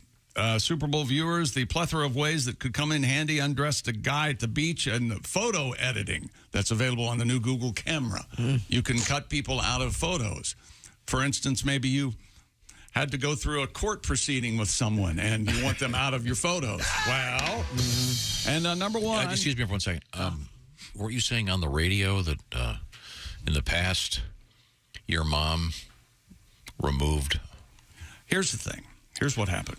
My mother told me that my father went and cut his head out of all the family photos where he was in the picture. I saw her. I remember her cutting his head out of the pictures. Oh, man, Jake. Revisionist history. She says he went in and so did to it. contemporize this, if that's a word, you could have had this particular feature, and your mom could have removed your dad from all the photographs electronically, and it would have been probably exactly much less offensive. There wouldn't be a hole there. Right. I think I have that. Still, the thought behind it is still horrible, but good to know. I have that photo. And number 1. Is that the approach they took, by the way? No. This bitter divorcee is removing the philandering. It's part of it. They removed I didn't say anything about philandering. Oh, sorry. I'm just saying. Although they were both philandering, as I remember. So I didn't think I was paying attention. I get mistaken for not paying attention all the time. That would be sort of infusing the commercial with a lot of sorrow, not typically done. Number 1 commercial last night. Dave Grohl and Crown Royal. Thank you, Canada. I like Dave Grohl. I'll have a buttery nipple. Crown Royal. Who doesn't want one? But I don't remember this commercial. But there you go. Who rated those as the top 5? CBS Sports. Okay. That's according to them and the guys in the back. How's that? Oh, that sounds like the phone. Hello. How are you? Hey, Bob and Tom, it's Donnie Baker. Hey, Donnie, how are you, sir? I'm good. You talking Super Bowl commercials? Yeah. I'm pretty sure the one with Pete Davidson opening the fridge is proof that's the only light his face has seen since being scared off by Kanye last summer. Swear to God. And as for the game, I'll say it like this. If I'm ever commissioner, you get 1 quarterback sneak per game, state law. You know? And Jalen Hurts tunneled so much, I thought El Chapo was loose again. Seeing that play. Well, what did you think about the halftime show? It was a big dance number. very exotic. Well, even my Aunt Putty noticed the symbolism. What's that? Rihanna decked out in all communist red, surrounded by 100 backup dancers, looked like Chinese spy balloons. I swear to God. And you could tell she was pregnant. They put her up on the lift. Chick, that's why the players kept slipping on the field, because I'm guessing her water broke about the third part of the umbrella. All right. I swear to God. That's why Mahomes got hurt. He tripped over a mucus plug. All right. I swear to God. Check the tape, Christy. And did anyone catch Rihanna giving herself the sniff test? Yeah, I saw that. Swear to God. She was grabbing her crotch a This lot. halftime show is sponsored by Red Lobster's Dumpster. All right, go. She was going to third base on herself many times during that thing. Not many times. She was graphically grabbing her crotch and sniffing it. Really? She didn't do that. She did. Oh, she did? Oh, she Sniffed her rubbed fingers, it yeah. several times. No kidding. Let him go. Watch I love it. when he gets this. Watch the tape. He did. She did. Wow. Have you ever done that? Grabbed yourself, checked or smelled your pits to make sure you're not Oh, stinking? yeah. Yeah, of course. Yeah. You never grabbed a shirt in the morning, took a deep whiff of the pits and went, yeah, this will work. You know what? I do laundry is why I don't. I know I do laundry constantly, but every once in a while, you know. Do you ever wear the same jeans 2 days in a row? Or do you always wear clean? Jeans are supposed to never wash. What are you talking about? I can't remember last time I washed. I had 4 pair and I rotate them. Yeah. You don't wash them? No, I haven't in ages. I'm You're not supposed walking. to wash them. Oh, I definitely wash my jeans, but I wear them 2 or 3 times before I do. No, I practically boil them. Oh, my God. Well, that's because you're mentally unstable. And you hem them. You also hem them. You can't feel that you haven't washed your jeans? They don't feel a little greasy or weird? Oh, you're soft and broken in. I spend extra couple of bucks and buy nice Levi's or jeans and not the tacky ones that you're buying. I like the tacky ones. If I don't wear my belt, they stay up. And by the way, if you're wanting to, this is a great idea. The Bob and Tom experience. Go with Tom when he wants to have some jeans hemmed. That's a good one. You still do that, right? The last time I bought jeans, I bought, 10. It's been years. No, I just. But you have to. You go the one time, and then you get them the. You know, they come in inseams. Like. So you found that they're not always perfect. 32, whatever. No, too long, too short. I get the guy adjust them, and it's part of the service. It's part of the service. No, it's got to be way extra service. In fact, then you have to go somewhere else. I would think you do. I have my jeans hemmed. Also, if you're going to the place where having them hemmed is part of the service, you're paying like $3,000 for 10 pairs of jeans. Yeah, I think you're low. Actually. Yeah. You're going to like the way you look. Well, these are nice jeans. We went to a store. We're standing there, and he's tried these jeans on, and he looked at the lady and said, "Can I have these hemmed?" And she said, "What?" Of course. He got them hemmed. My God. So you'd have to it's like a half an inch. Well, you want might make all the difference, huh? Yeah, okay. Sure. When you want that feel in the crotch, and that's the best part. So then you want to. I've never. So you had them taken in too? No. They fit just right, but they were too long. And I said, well, let's just shorten this pair. This pair feels good. Yeah, I've never seen you wear a pair of jeans that fit properly. They're all they're high waters. They're flooded. It must be comfort over fashion for you. Yeah, absolutely. You can see your ankle bone. The phone won't stop ringing. Hello, Bob and Tom Show. Hey, fellas. Floyd. Hey, Floyd. I've enjoyed your bold blue jean program. Thank you. I'm so kicking the shine to your Super Bowl coverage. I almost watched it this year, but couldn't tear myself away from Ice Road Trucker Marathon that was on again. Oh, yeah. Missed the game. Great program. Of course, Big D was held up all day in bed on account of her bursitis flaring up again. Poor gal. But she made sure she was up watching the Puppy Bowl. Sure. I hope she didn't see her side on account that means 6 more weeks of pound puppies in this house. Oh, my God. And I hate to judge, but Christy, I'll say this about the all-female flyover to start the ball game. Yeah. Thank God one of them didn't have to hit the head on account they all would have peeled off the route. Yeah, they tend to go in groups, don't they? And I don't know who sang the anthem, but I bet you he's related to Charlie Daniels on account you could tell he's been blind since he was a baby. It was Chris Stapleton. He was just wearing sunglasses. And I think I speak for us all when I say it's good to finally see Gronk get some FaceTime. Boy, he has all the tools. Oh, yeah, he missed the field goal from he 25 did? yards out, and I don't know what that means, but I think it was virtually the same as if he'd made the field goal. Okay. Yeah. All right. Thank you, Gronk. Yeah, he's an amazing Now, person. I wanted to feature something you were talking about wearing dirty clothes. It reminded me of this. Daryl Hammond, the very fine impressionist and actor.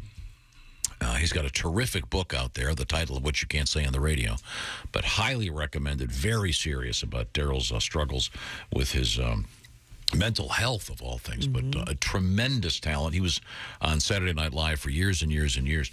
This is when he stopped by our studio years ago. I went to New York because at the time I was married, and you know, you could work every night and stay home, and you try and work on the marriage. You know what I'm talking about. You're married. Yeah. You know what I'm talking about. Sure. I don't want to. You know, it's not that I'm like bitter or anything. It's just I wish I could have rehearsed for living with someone that I was in love with. Different than even a regular roommate, because you move in, you're in love, and then the rules come out. Rules for the bathroom, the kitchen, the sweet and low. How long can this... You know, it's like you get the feeling you don't get divorced because the thrill is gone. It's because you don't know how to stack the tapes right underneath the VCR. It's because you put the spoon in the fork slot of the silverware drawer after having been repeatedly worn. You know what I mean? You know, it's like my wife, God, I still talk to her. I mean, I'm friends with her and all, and I mean, kind of, in a way, for someone to take so much of my money, but, you know, no, I mean, God bless her. She tried hard, but, you know, in the end, the hole in her mouth wasn't big enough for the topics to come out anymore. and she would yell at me, but it sounded like an auctioneer. I'd be like, did you... But hey, $1, $2, be told us see what a time. It's tough to maintain your dignity. It's tough to maintain your dignity. And you're walking around the house like the Raymond. Hey, Daryl, still married? Yeah, definitely still married. Yeah. Still king of the castle, though. Yeah, Henry VIII. Yeah. You can tell, I mean, guys that are married and they're not happy, they got that spontaneity that a burglar might have if he's standing behind a curtain, you know. Hey, Bob, shut up. What's the matter with you? What's the matter with you? Something to do with the towels, I think. My father's married 50 years. He has a ring in the back of his neck now. You pull it, he goes, my fault. I merely report the facts. Daryl Hammond, disgruntled former husband and New Yorker is our... After being repeatedly Very well-dressed man. I can't notice This is about $27. Part of my new line of men's clothing for divorced guys called... That's clean. There you go. Daryl Hammond. That's clean. Thank you very much. We return to Chick McGee at this point. Stupid Another one? world record. Here we go. One more. An Auburn University student won a new Toyota automobile. How so? A long putt contest during the team's basketball game against Alabama. I love these. The contest took place during a timeout in the second half of the game at Neville Arena. Neville, yes, they've named an arena after you. After Neville Chamberlain. Never to go to war with one another again. I did undergraduate work at Auburn University in a delightful place called Alabama. Those Germans are friendly. Sophomore Craig Noyes, Noyes, Noyes, told reporters, honestly, my main goal was just not to whiff or shank it into the bench. Sold-out crowd erupted. Noyes made the full-court 94-foot putt. Wow. Becoming the first person to win the contest since 2014. However, Auburn players weren't nearly as successful from long distance. The Auburn Tigers made just 7 of 24 shots from three-point range. 77-69 lost to Alabama. But in Auburn's defense, Alabama is very good. But how cool for this guy to Yeah. gets a great car. Yeah. course, parking it on campus will cost them more than a car payment. But it should be fun. Should be. I just love that kind of stuff. Someone goes out there and heaves the ball from center court and knocks it through. What else is coming up? That's sports. Oh, congratulations to the Kansas City Chiefs. They're the new champions of the world. All right. Thank you very much, Chick McGee. Christy, give me the teaser over there. Coming up, we have a vagina in a video game that was unintended. Oh. Mm-hmm. Whoops. Well, they're a princess, so put that away. Mario. People who designed video games are saying this clearly was not a mistake. Of course it wasn't a mistake. You don't just hit two buttons and suddenly the characters in your mega million selling video game have fully developed genitalia that's exposed. We have real quick a nice letter here. Mr. Pat Godwin and Mr. Jeff Oskey were in Evansville, Indiana over the weekend getting some rave reviews for your show, fellas. Thank you. It says thank you very much. It was fun. They enjoyed erotic, Pat. They enjoyed News You Failed to Mention with Jeff Oskey. Can I talk alone? Oh, sorry, my fault. Go ahead. What are you mumbling, Pat? I'm mumbling, I love you, Tom. Now who's embarrassed? Whatever. We'll take a break. Christy, give me the other teaser. Also coming up, we have a plane and a bus that collided. Hey, take the plane and the points, okay? Okay. Now, I'm assuming at the time both were on the ground. Well, you would assume that. Yeah, of course. We have an interesting Valentine's Day story coming up involving cows. And what would you pay for a 1908 Harley Davidson? We'll have that coming up. Oh, that's cool. I bet it is cool. Yeah. Doesn't have the bitch seat. They haven't developed that yet. With a T-shirt, if you can read this, she fell off. If you can read this, she fell off. That's right. Also, we have something that may put drug-sniffing dogs out of business. Oh, no. What? Well, we'll find out about that when we return. This is the Bob and Tom Show. For a complete copy of the Bob and Tom Show contest rules, go to bobandtom.com/contest-rules, or just scroll down to the bottom of the page and see contest rules. This is the Bob and Tom Show.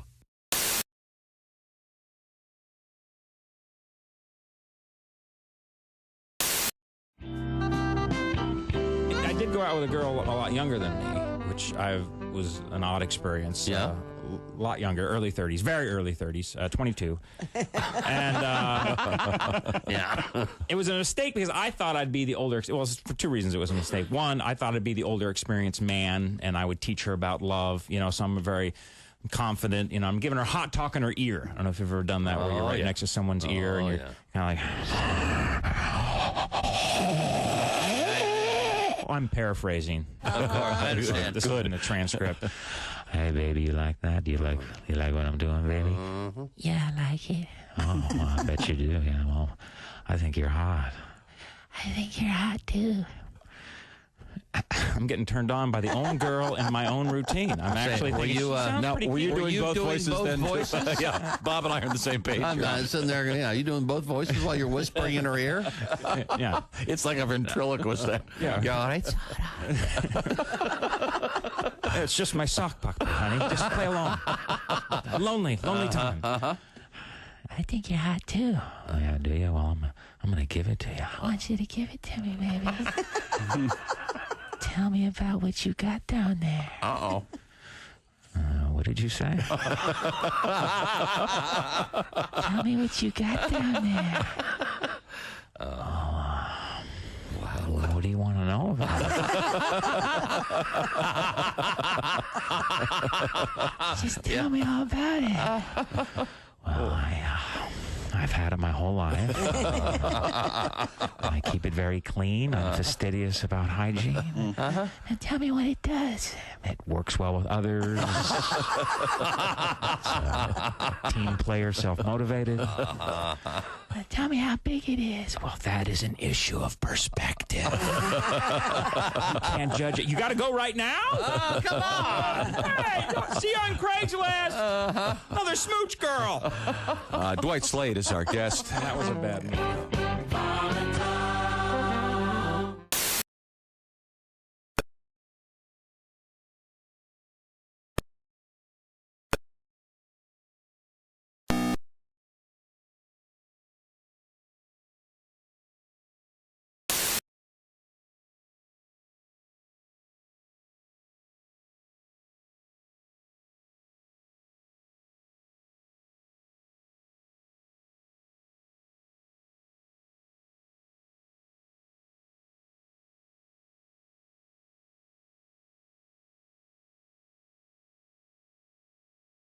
Here for edgy humor or experimentation after 3 years of a global pandemic. With economic uncertainty looming ahead and the war in Ukraine stretching on, advertisers just wanted people to feel good.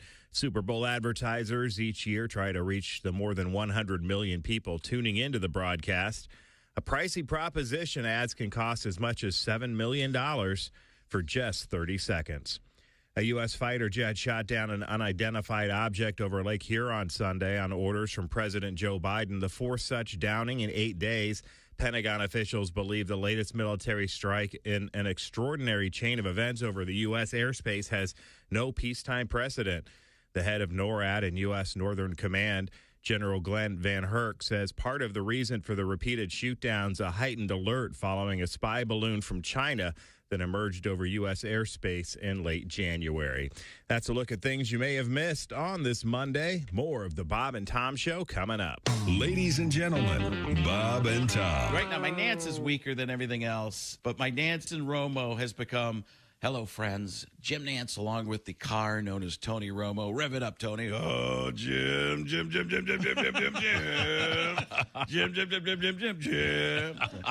we go, Jim. Bob and Tom in the morning and highlights all day long. The Bob and Tom Show, weekday mornings at 6 a.m. This is Bob and Tom 24/7. Comedy, guests, Bob and Tom exclusives, and it's here on the internet. Bob and Tom 24/7. From the exclusive Bob and Tom Salon comes a brand new fragrance. Oblivious. Hello, sir. Can I help you? Hello, yes. I seem to have lost my room key and I need another. Name? It's McCartney. McCarthy? No, it's McCartney. Oblivious. That's one of those tricky Irish names that gives my computer fits. So is it MC with one big C, or one of those with a cute little C and a big C, or just two big C's? It's a little C and then a big C. Okay, then. And your first name? Well, it's Paul McCartney. Okay, Mr. McCartney. And are you here with a group? Not anymore. Oblivious. This is the scent for the unaware.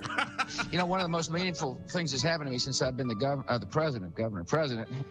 Oops. Oblivious. This is the scent for the intellectually absent.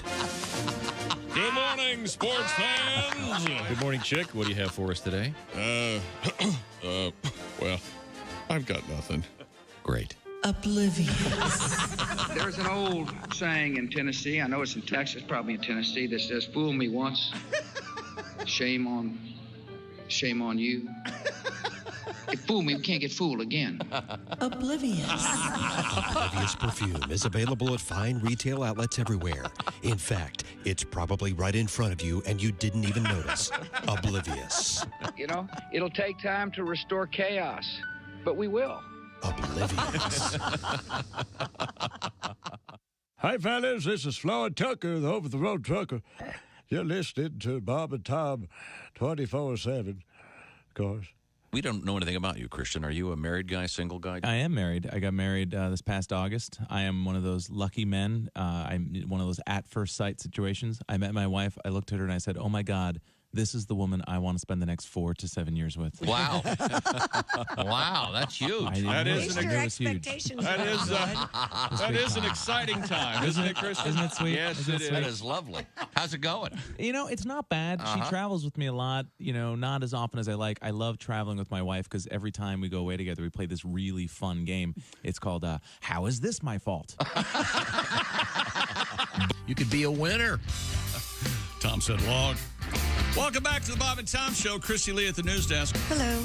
Pat Godwin in the performance room. Hey, Chick. I think we need a song out of you. Oh, boy. Pat. That's exciting. Yeah. There's Josh Arnold. Hi. Yeah. There's Ace Cosby. Hey. Willie Griswold's here. Hey, man. Maybe I'll go flannel tomorrow. You like this? I thought we were going to do flannel Friday. What happened to that? We usually do, but you've never participated. I might. It's a new. I'm not living in my house. Remember, I have 5 shirts. You don't have any flannel. Don't even. Really? Don't even try to play along. Hang on a second. You're not living in your house? The first time I heard about it. Okay, sorry.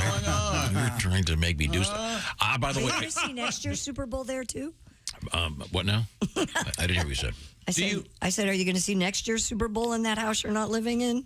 And that would be really funny because that would give me enough time to go visit the grave of the builder. Very tiny grave. A little tiny grave, shoebox. My little grave. Should they? There's an idea. What's that? What? Gravestones should correspond to the size of the decedent. Oh, jeez. Look, must have been a little guy, huh? Wow. Is that true that the world's fattest guy was buried in a piano case or something? I've heard tell of that, but over 1,000 pounds. Right. Yeah. Oh, sad. You mentioned the Super Bowl commercials during the break. I went back and watched the one for Fixed on Pixel. It's great.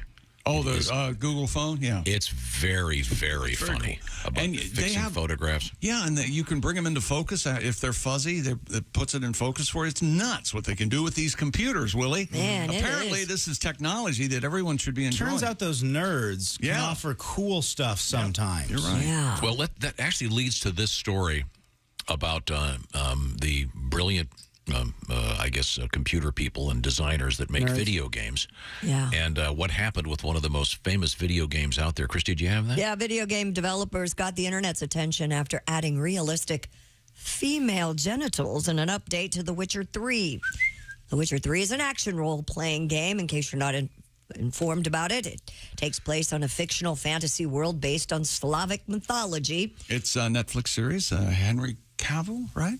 Is it based on this? It's based on this game? Yeah. And it sold over 40 million copies since it came out in 2015. It's kind of soft pornography on Netflix, I think, or something like that. Well, according to this, it's in the game, too. Kotaku reports the game's update added highly realistic labias, complete with landing strip-style pubic hair. No kidding. On Did you hear that? completely nude female characters. Labia. Game developer. My son tore his labrum skiing. That's different. I didn't even know boys had labrums. They don't. Oh, that's different. There's the labrum majora and the labrum minora. Oh, my gosh. I don't know what you got a hold of there, but I don't think that's... I think there's some surgeon going, boy, those guys are dumb. And you have children. Game developers later said the visible labia and pubic hair will be removed. Quote, as these textures were not meant to be present in the release version of the game. Oh, okay, in the wink, release wink, version. nod, nod. No, but they're... Well, why would they be put in there? I read the deeper in the article, and a person who does this says, there is no way this was an accident. You can't hit Control-Alt-Delete and suddenly it puts a graphic vagina. But that's a different thing. They did this for their own sake, and then they said, hey, we're not going to release that, but they accidentally released that part. I accidentally, no. Also, despite the vagina textures given to various female creatures, the main character apparently was still given the Ken doll treatment, so there's just smooth for the man. Well, yeah, that's accurate. That's what mine looks. That's what mine looks yours like. look like? Yeah, it's sort of a caul over it. Yeah.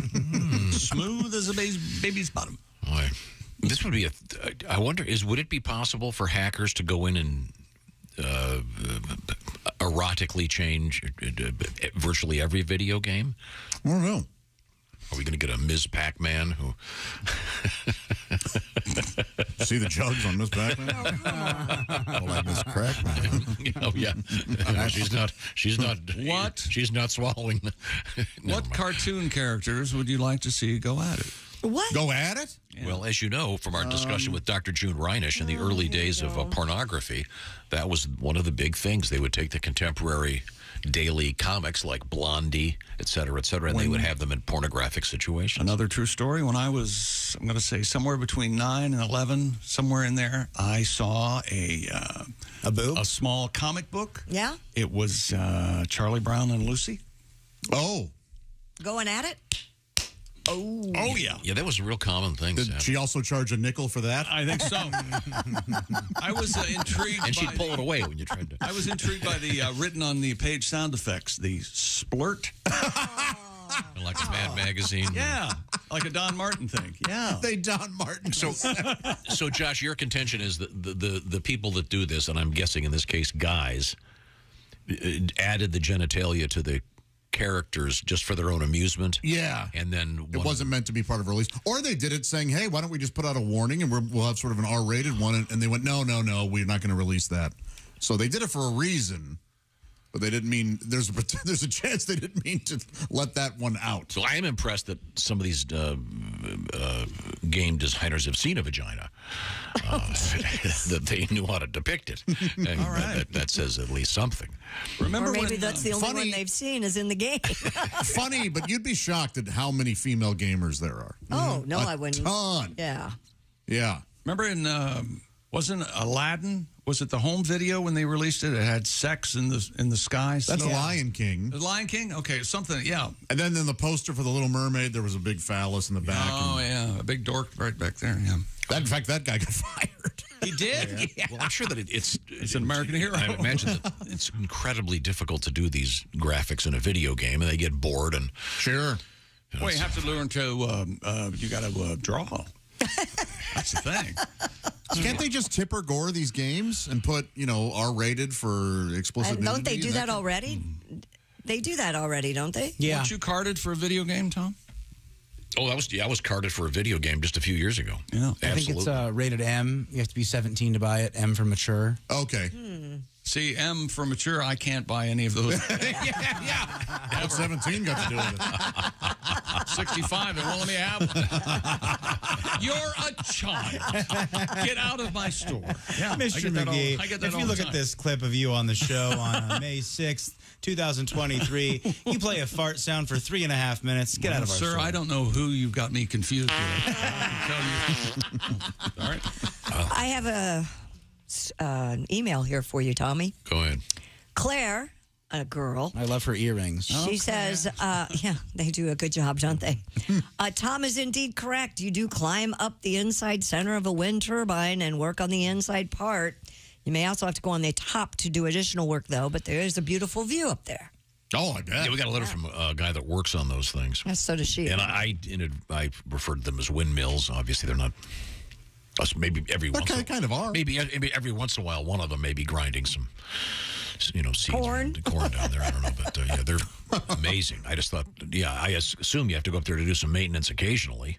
It's got to be pretty scary. I would think that. Apparently, they're just covered in bird guts. Yeah. Somebody told me that. And that they get so covered it'll weigh them down and they have to clean them because it'll slow them up. There's something about that the birds find they can't stay away. Now there's a suggestion that whales are actually, because they're putting these out in the sea. Oh. And they're saying all of a sudden, like certain areas of the country are finding dead whales. A ton of dead whales. They're going, what the hell's the difference? Why is this happening now? And they're like, well, we just put those windmill things out there. And I love when environmentalism eats itself like that. Like when they put solar panels up and all of a sudden they realize they killed 1,000 birds because they're trying. Okay, that's my favorite. We got to go nuke. That's what I'm telling you. I used to love that bumper sticker. Go nuke. Nuclear power plants have killed fewer people than Ted Kennedy's car. Let's start building them again. See, that's hurtful. How can you not see that? I'm sorry, it's the truth. Let's move forward here. Email cartoon character doing it. Give me the Fred and Daphne from Scooby-Doo. No, but this was a thing dozens and dozens and dozens of years ago, the early days of porn. It was drawn. They were drawing cartoons. Dr. June Reinish talked about that, the sex expert. A guy who was not a sex expert. Anime is so what? popular. Don't they have anime porn or whatever? Sure, it's a ton, yeah. Hentai. It's a long tradition in the porno world. Yeah. Oh, that's like moving cartoons that are pornographic? Yeah. Sure. Yeah. What do you mean moving cartoon? Like it's actually animated. No, because what we're talking about are the panel cartoons like Dagwood or whatever, and right. I mean Blondie. You know what I'm talking? Those they drew them. Dagwood and Blondie from the Sunday newspaper. So they make cartoon porn. Sure. And that's wow. That's sad. It's not for me, but hey, enjoy What about it. Fritz the Cat? I thought you liked that movie. He hated it. Have you ever tried watching that? There's a few yucks. A few, but not enough. There isn't enough Thorazine to make that interesting. Okay. It's not as cool. It's a little bit dated. Greg Warren's going to be our guest coming up. Thanks for the warning. I love Greg, and also coming up, comedian Reno Collier with his country fried take. Looking forward to all those things. Also coming up, we have Harley Davidson news. Yes. And cows and love. And if you're terribly constipated, A, thanks for listening. And B, there's something new for you, and it's a revolution in constipation treatment. Okay, and it involves electricity. Oh. Okay, and don't think cattle prod. I shocked the out of myself. Well, you're close. This is the Bob and Tom Show. Thanks for listening to the Bob and Tom Show this morning. The show is also out there for you on our YouTube channel. Watch and subscribe.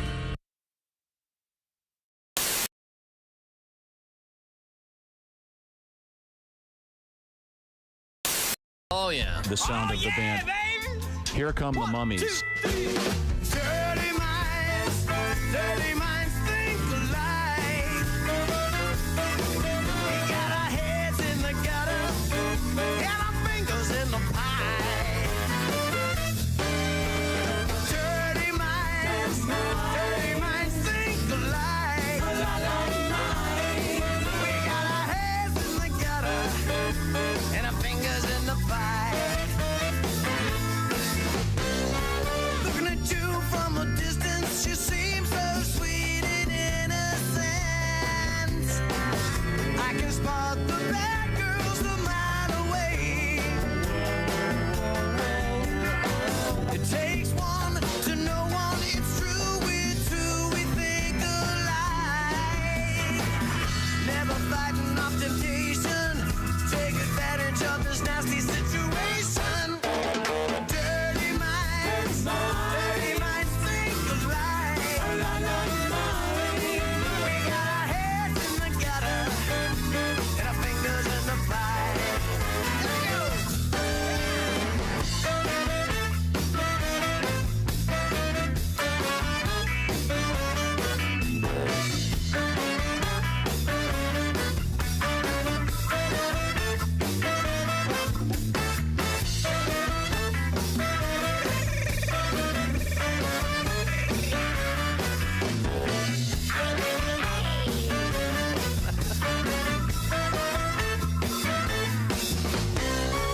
Act surprised and disgusted. You know damn well that you've been busted.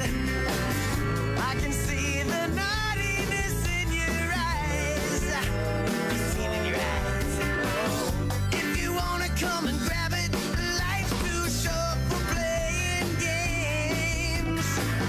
Never fighting off temptation. Take advantage of this nasty situation. Dirty minds think alike. We got our heads in the gutter and our fingers in the pie.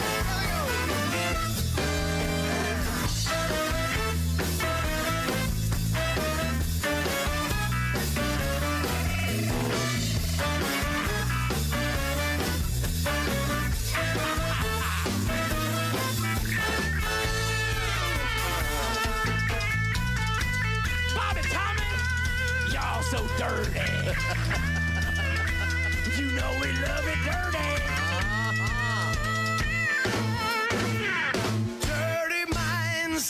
Dirty minds think alike. That's right. Dirty minds think alike. We got our heads in the gutter and our fingers in the pie. Dirty minds think alike. Heads in the gutter and our fingers in the pie. Dirty minds. Dirty minds. Dirty minds. I'm dirty, I'm dirty minds. Think alike. Wow.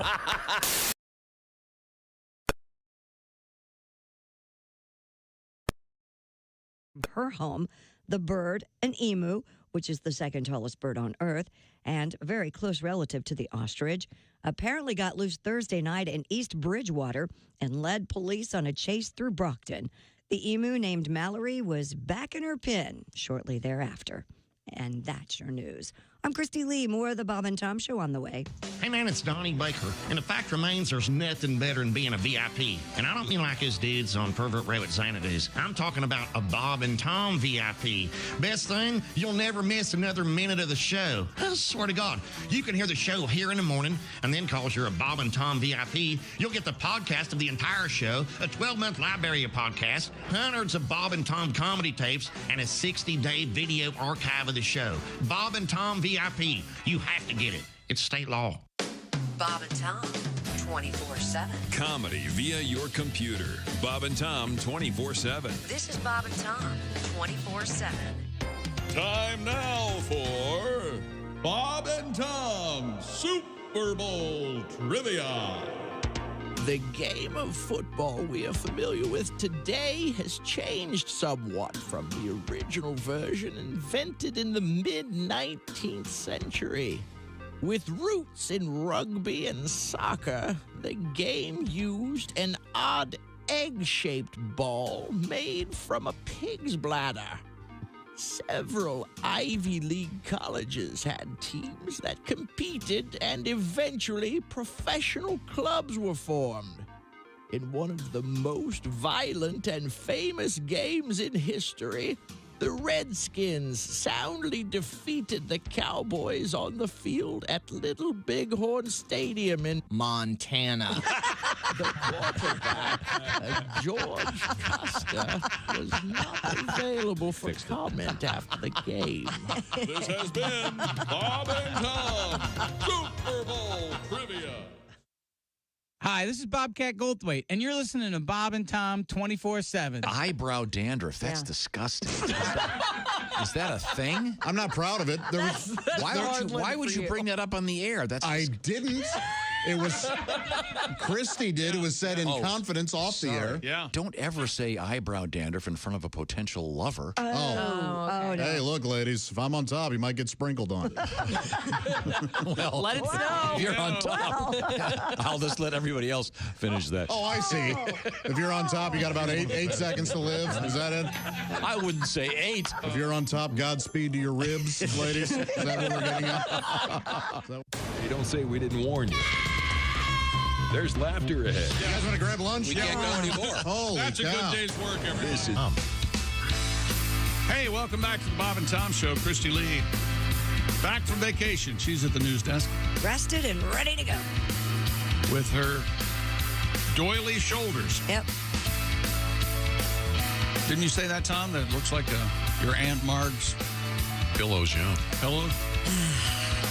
Very nice. My Aunt Mark had a very nice couch. Thanks. Glad they were, Pat Godwin. good they were recycled. Come over and lay on me. Well, excuse me, fellas. Excuse me, fellas. I'm your new mama, Willie. Yeah, they start talking like that because that's how I sound, apparently. Come here. Good to meet you. There's Josh Arnold. There's Ace Cosby. That's Willie. I'm Chick. Here's Tom. Thank you very much. Coming up in just a few minutes, it'll be comedian Greg Warren. He'll be doing a deep dive, as they say. Into what? I'm not sure. It could be peanut butter. It could be baseball gloves. Ever it could wonder be, how Could be Super Bowl related. light bulbs are made? Well, there's the filament's very fascinating important. stuff. More love letters about the show with Mr. Jeff Oskey and Pat Godwin over the weekend. You guys are doing a great job out there. Fake news. And well, my mom wrote it.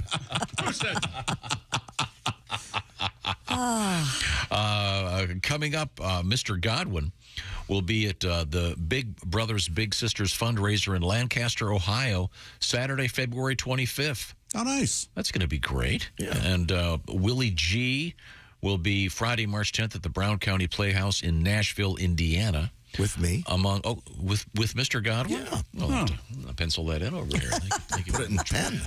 I didn't know that. Well, right now we turn to Christy Lee at the news desk. The Food and Drug Administration has approved a new vibrating pill to help you if you have chronic constipation. This is a great idea. The capsules, called Vibrant, are swallowed at bedtime, and once it reaches the large intestine, the pill stimulates specialized nerve cells in the gut, triggering the muscle contractions that will help squeeze the food through your belly. Wow. Now, be clear, it's you swallow the pill.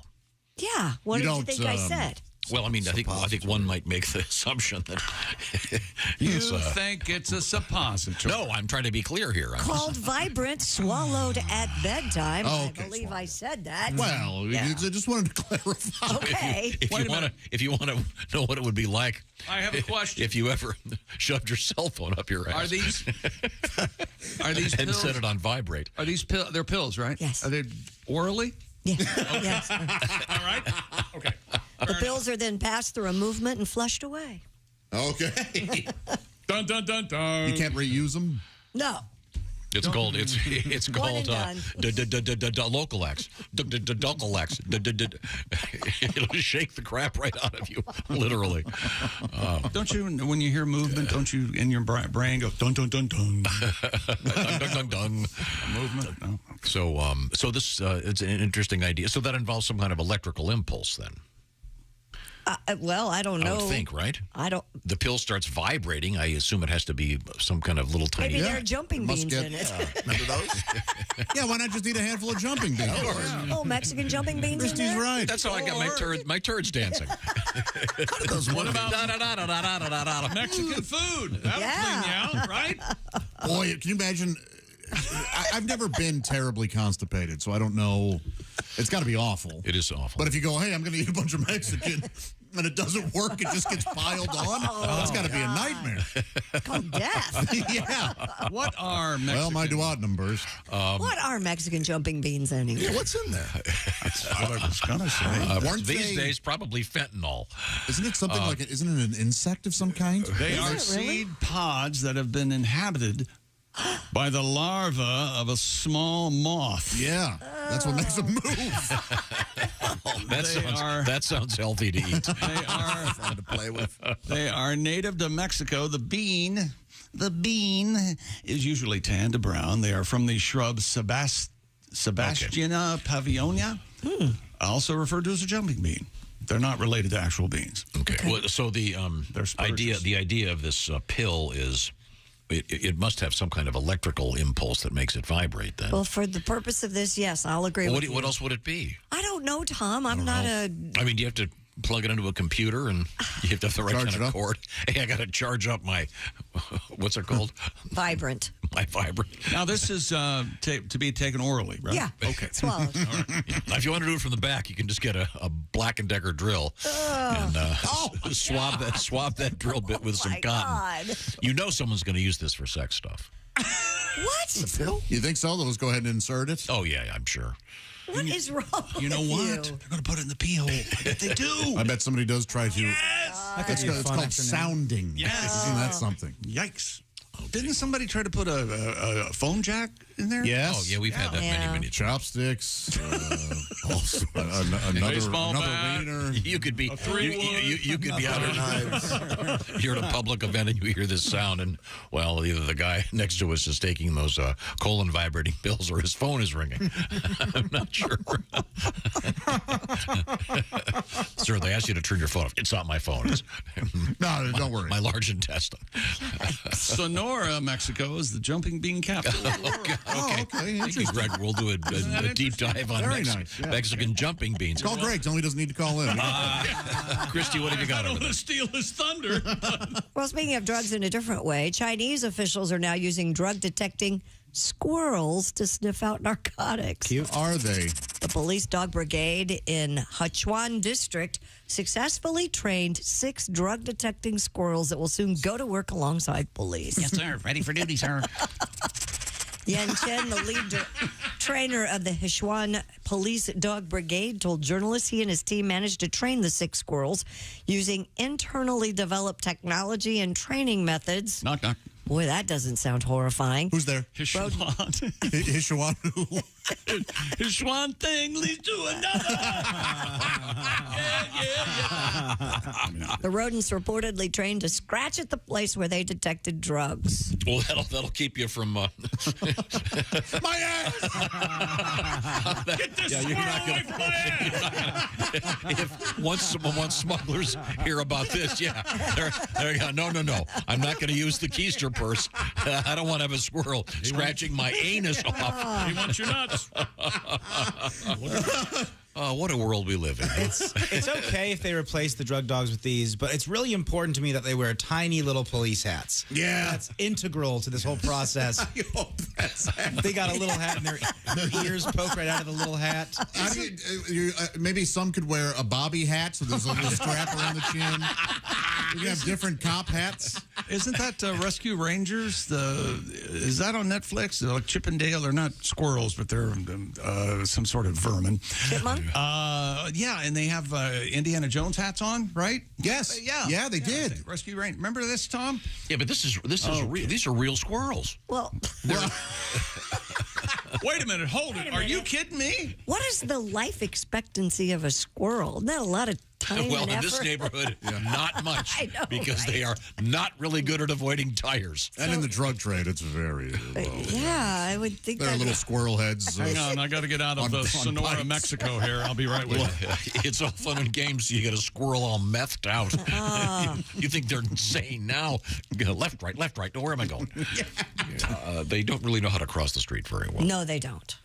Boy, they'll psych you out, won't they? Average life expectancy for a gray squirrel at birth is 1 to 2 years. The average lifespan of an That's your adult. common Midwestern squirrel. Sure. So I think Christy's point probably 6 was years. going to be you train these things and the next year later they're dead. That's not a bad investment. 6 years. Records for maximum lifespan for a squirrel: 12 years in the wild and 20 years in captivity. Wow. What kind of a lunatic would own a squirrel? More mashed acorns, please. I bet it's real cute to own a squirrel. Then, I got the squirrel, and then, of course, we have covered in fleas and nits. We're all. My husband got malaria. It was strange. We're literally lousy. Well, if he found a baby squirrel and raised it and kept it indoors, it wouldn't have fleas. Look how he loves it. Is it legal to own a squirrel? No, it's illegal. Absolutely. It is? It'll probably depend on the state, I'm assuming. State by state. How long have we been in this room? I think actually it's county by county. Why do you people believe me about anything anymore? All I have to do is not smile, and you go, what? Well, I mean, you've just been reading this exciting story about the Sonora, Mexico. I know origin what you of mean. The jumping bean. The jumping bean capital. Why don't you of get the back to that? I enjoyed it very much. Thank you. I was very interested. No, I wanted to know about it. It was interesting. There was the chance for being real offensive. I liked it. Yeah, danger involved. I thought for sure it was going to be really offensive because you haven't seen Mexican jumping beans in a long time. No, you haven't. No, you haven't. Yeah, that's probably because, I don't know, toxicity comes to mind. How long does We all had them as kids, though. I had a gag when I was a kid. It was an envelope and it said rattlesnake eggs. Yeah. And inside the envelope was like this piece of like a metal wire with like a rubber band. So when you kind of opened it up, it would. Yep. Oh, I loved it. Oh, that's fun for days. My family pretended to be scared by that many, many times for my enjoyment. Coming up, comedian Greg Warren will be joining us. Also, we'll be talking later on to comedian Reno Collier. We certainly look forward to his country fried take. On a real positive note, by the way, I forgot to mention this. Chick sent me this article over the weekend. It looks like DeMar Hamlin will play football again. Really? Yep. One of the doctors associated with Something else. Situation said he thinks it's very likely. So that was, and he, of course, was at the Super Bowl yesterday, which was a great. Oh, was it good? Good. Right now, I want to remind you that perhaps you love spending time waiting in line at the grocery store. It's my favorite. Looking around hours at a time, holding a recipe, going, where do they have the radishes? Yeah, I'm Josh Arnold. Where's the horseradish? What does this mean? This is where HelloFresh comes in. They will do the shopping for you. They will also do the preparation with respect to cutting the stuff up, getting the right sizes, the measuring, all that stuff. You get the box, you put it together, and it's extra fresh, hence the name, HelloFresh. Every week, more than 40 recipes to choose from, curated by expert chefs, and whatever your food lifestyle might be, from a vegan that way all the way to this way, where you've got family-friendly stuff and just delicious, what do you call it, comfort food. They've got it all. And you can swap proteins or sides. You can make it so it custom fits your life. You save a lot of money, and you'll be eating great and having fun putting them together. Things like the ready in 15 minutes Southwest pork and bean burritos or the falafel power bowls. Willie, what else is in the history of your HelloFresh work? Check out the Southwest Beef Cavatappi with poblano and smoky red pepper crema. HelloFresh sends you 11 ingredients. Put those together in 6 easy steps. In just over a half hour, you have this delicious, hearty pasta dish that you made at home with help from HelloFresh. It's a lot of fun to put together. Great for date night, Josh. Sign up today. 65% off plus free shipping. I'll say it again, 65% off plus free shipping. The code is BTShow65. HelloFresh.com/BTShow65. Once again, that's BTShow65. HelloFresh.com/BTShow65. Coming up, comedian Greg Warren. This is the Bob and Tom Show. Bob and Tom, 24/7. Hey, if you get a chance, check out BobandTomStore.com. That's where we sell the Bob and Tom's merchandise from the show. Bob and Tom hoodies, hooded zips, T-shirts, collared work shirts, the Bob and Tom Show hat. Adjustable, fits any size head. Clothing sizes small up to 5XL. Where do you stop by to check it out? BobandTomStore.com. You don't even have to leave your house. Look in the upper left-hand corner for the new tab to see the latest merchandise for 2023. And again, Valentine's Day coming up tomorrow, guys. What a great way to treat your lady. Get her a Bob and Tom Show hat. Well, maybe you want to throw in a couple of earrings and a necklace and a bracelet in there. But at any rate, BobandTomStore.com. Treat yourself or the Bob and Tom fan in your life. I'm Chick McGee with your Bob and Tom Sports Update. Patrick Mahomes, it's another MVP award in the Super Bowl. He brought the Kansas City Chiefs back. A Super Bowl comeback win, playing on that injured ankle. Mahomes threw 2 touchdown passes in the fourth quarter, scrambled 26 yards on the go-ahead drive before Harrison Butker kicked a 27-yard field goal with 8 seconds left to give the Chiefs a 38-35 win over the Philadelphia Eagles last night in the Super Bowl in Glendale, Arizona. NBA yesterday, Boston and Toronto get the wins. NHL, Montreal, Seattle, San Jose, and Vegas all win in regulation. And one top 25 college basketball game yesterday, Purdue was upset by Northwestern 64-58. I'm Chick McGee, and that's your Bob and Tom Sports Update.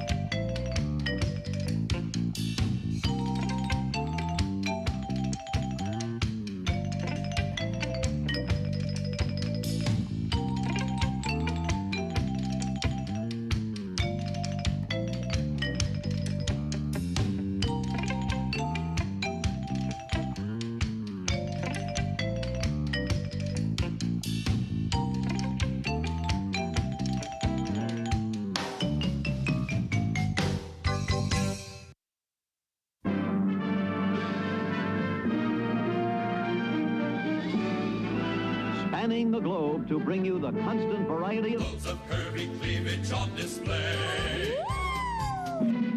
The thrill of victory and the agony of defeat. Don't touch those. Sorry. The human drama of curvy cleavage on display. This is The Bob and Tom Show. No shoes, no shirt, no talent. Introducing Evasive, the cologne. Is it a cologne for men? Oh, yes, but not ordinary men. Evasive. Evasive. It's the cologne for congressmen. What's it smell like? It's a tantalizing aroma that tickles the senses. Evasive. Okay, but what's it smell like? It's a blend of scents that brings out the man. What's it smell like? Evasive. Evasive. It's a delicate taste of odors derived from the delicious mixture of fine fragrances. All right, come on. What's it smell like? Is it a musk? Is it an aftershave? Evasive. Let me answer your question with another question, and that is, what's best for the American people? What does that have to do with how it smells? What is the definition of the word smell, anyway? So you're not going to tell me what it smells like? You keep asking me what it smells like. Well, I'm trying to answer you, but you won't let me. My God, you still haven't answered me. Evasive. Evasive. The cologne for congressmen. Evasive, the cologne for congressmen, bottled in Washington, D.C. Evasive. Evasive. When you want answers, we've got questions. You're listening to Bob and Tom 24/7. That's awful. Awful entertaining. Essential Morning Radio. This is Bob and Tom 24/7. 24/7. 24/7. Hello? Yeah, we have Dr. David Wolf, American astronaut. Hello, Dr. Wolf. He's about to join you guys up in space. Oh, we're looking forward to him getting here. Здравствуйте. No, you're telling me. Hang on a second. What does Strasvitya mean, David? That's hello. Oh, okay. That just means hello, you moron. Yeah, listen. Hold on. What was that? Russian wolfhound. He's very hungry. Russian wolfhounds get really big, don't they? Who knew? You've seen him. He was cute little puppy when we bring him up. Wow. What is the name of your doggy? Our dog? Yes. Well, now we call him Foamy. Foamy. Foamy the Russian wolfhound. Why do you have to get drunk to be an ass? Why do you have to get tight before you get loose? Why do you need a double before you get into trouble? Can't you get into trouble without an excuse? You want to get up and get out and get free and get crazy. But why do you have to start by getting stoned? Because, Pat, you don't have to get drunk to be an ass. You can be an ass on your own. Hey, everybody, this is Jimmy Pardo. You recognize my voice from the show and my face from television. Welcome back to the Bob and Tom Show. Christy Lee at the news desk. There's Pat Godwin in the... What the hell was that? That was a wave. Was that, Hey, Tom. I introduced Christy and she waved to me. You understand radio? Nah, never heard She of it. understands it better than any of us. Hence her being gone quite often. What? What happened? Oh. There's Pat Godwin. Hey, chick. There's Josh Arnold. Hi. There's Ace Cosby. Hey. There's Willie Griswold. Hey, man. I'm Chick, and here's Tom. Thank you very much. Go, Daddy. Tell him, Daddy. We're going to hook up with comedian Greg Warren. Yeah, tell him, Daddy. There he is right there. Hi, There Greg. he is. Greg. USA. Handsome blue eyes. And Greg joins us from his condo in St. Louis. That's not a judgmental. Yes, No joke. No, his Condo. lean-to, Yes. his No, it's hovel. It's a nice condo. Josh gets to stay there sometimes. Yeah, it is very nice. I've actually been there. Cozy. You've been to the Greg's condo? Yes. Christy's been here. Yeah, I sure have. Wow, Greg. How about that? Well, we don't now, talk about that. Let That me was tell you one something. magical evening. Let me ask. Let me ask you something, Greg. Is it like cracking a safe? You know, there's all like 5 or 6 different things you have to do. Not before that. she- It's not like that You got to at get a all. stethoscope out.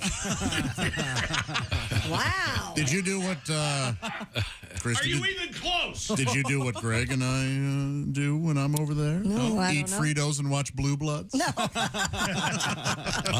Frito scoops. Yeah, of course. Greg, did you watch the Super Bowl? You know what I did for the first time in a long, long time? I was driving home and was listening on the radio, and then I was like, I'll watch the rest of it. Yeah. You watched it at my house last year. Oh, yeah, that's right. Josh had a Super Bowl party. It was great. Greg, it's great to talk with someone who has the same memory that I do. Oh, yeah, that's right. That was last Didn't he tell you how much that meant to him? You guys. It was, no, like I said before, it was one of the best nights of my life. Did you eat Fritos? Oh, we had wings. Josh had a lot of good snacks. Any commercials that you remember specifically you thought they were pretty good or very effective? No. Really? I was kind of zoning out a little bit during the commercials. All right. No I was kidding. like just multitasking, doing a few things. Well, no, what else were you doing? Maybe preparing for the show. Exactly. Preparing for sports. Now, am I correct in saying that coming up this weekend, starting on Thursday, you're going to be at 3 Ravens in Monticello, Illinois? Yes, I am. And is it a cello or a cello? Huh? I think it's a cello, I would think. You think it's Monticello? Yeah. It can go either way. You got celery versus cello. I'm performing at Thomas Jefferson's home. Oh. Let's say you're taking the tour there. Oh God. No, Tom. Have you been there? Absolutely. He's got. Tom, you got something here? He's got a 12-car garage, Greg. 12-car garage, Greg. Yeah, and he keeps the buggies in there, Greg. And I was really impressed to see the one that had a bumper sticker that said, "Ask me about my slave children." See, he was. Yeah. Greg, you like being a part of that?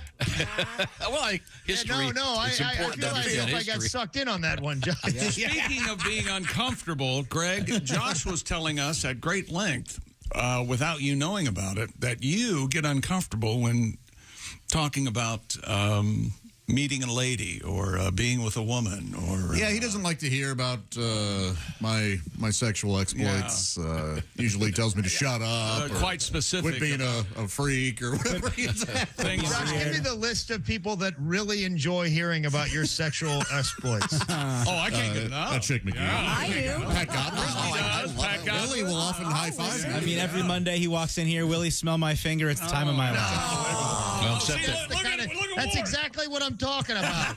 Well, there was that one time where he walked in and he said, "Smell my elbow." That was rough. Bigger girl. Sophomoric. He Maplethorped her. Yikes. Okay, Greg, what was our topic for today? I forgot. I can't wait. Well, before I get into it, I thought I'd do a little follow-up on the last time I talked to you guys. We discussed high school fishing teams a couple of weeks back. Yes, we did. And there were some questions around whether they had cheerleaders. Oh, and, I don't remember that. It's no, it's not a good. They tried it, didn't work out. Give me an F. Shut up, Charlene. You're scaring the fish. Yeah. The famous fish cheer. That's fabulous. Today's topic is what, Greg? Today I want to talk about professional bull riding, actually. All right. I'm a fan. Yeah, Greg, are you? The PBR? Yeah. No, I'm now I kind of am. I learned a little bit about it in between Super Bowl commercials.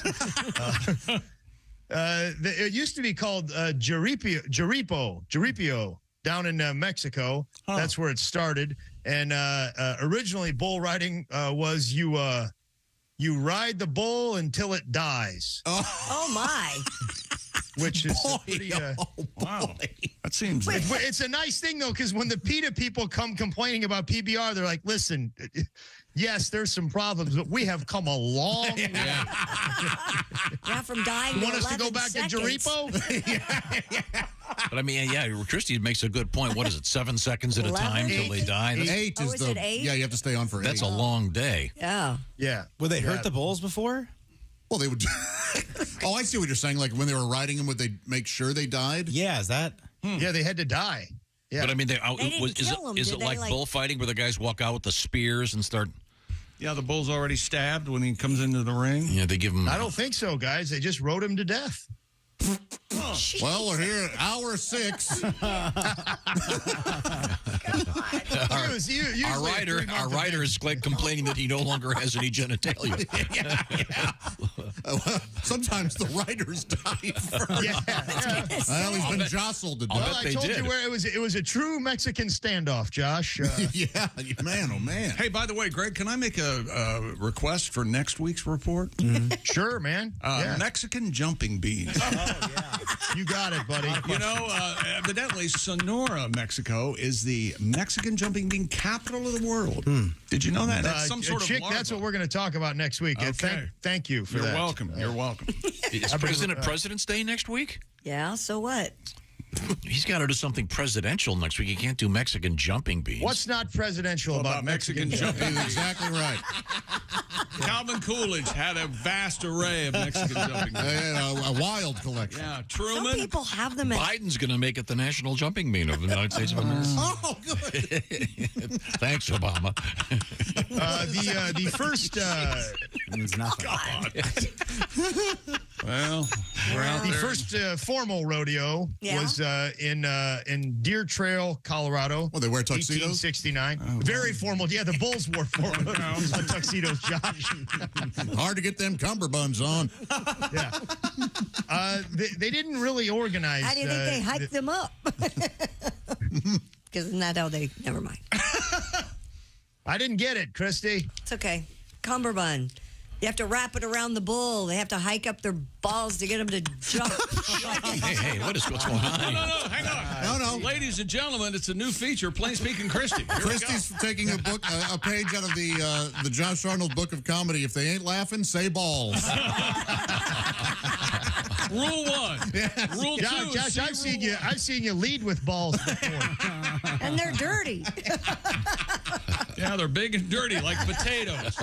So tell Greg you were in the. No, never mind. Okay. I'm sorry. So what happened then, Greg? Well, the Cowboys were kind of getting abused in the rodeo system, and they had it after the Boston Garden Rodeo in 1936, and they went on strike. It said we need to get paid a little bit more, and they formed the Cowboy Turtles Association, which. That they called it that because they took a long time to organize, but they finally stuck their neck out. Which, I wish. Wow. I wish Tom would have interviewed those people. You know, you have a very stupid name. I stared at it for an hour. This will draw then they no had one. the Rodeo Cowboys Association, the Professional Rodeo Cowboys Association, and then in 1992, the Bull Riders sort of said, "Hey, we're the most exciting thing in the rodeo. We're going to break off and form the PBR, the Professional Bull Riders." How did they? In the regular, didn't Pabst Blue Ribbon own that? That's what I thought. I don't think they must not have. Did. I mean, it makes sense. They're PBR, but right. I don't think they did. Basically, it was the top bull riders all kicked in $1,000 one day in a hotel room, and they're like, "We're going to form this association." Did you know that 130 colleges have bull riding as a sport, or rodeo as a sport? I should say. Yeah, mostly Western colleges. Oh no, yeah, is that right? Yeah. I think it would spice up some of these small liberal arts colleges in the Northeast. Yeah, I'm on the rodeo team. Where? Vassar.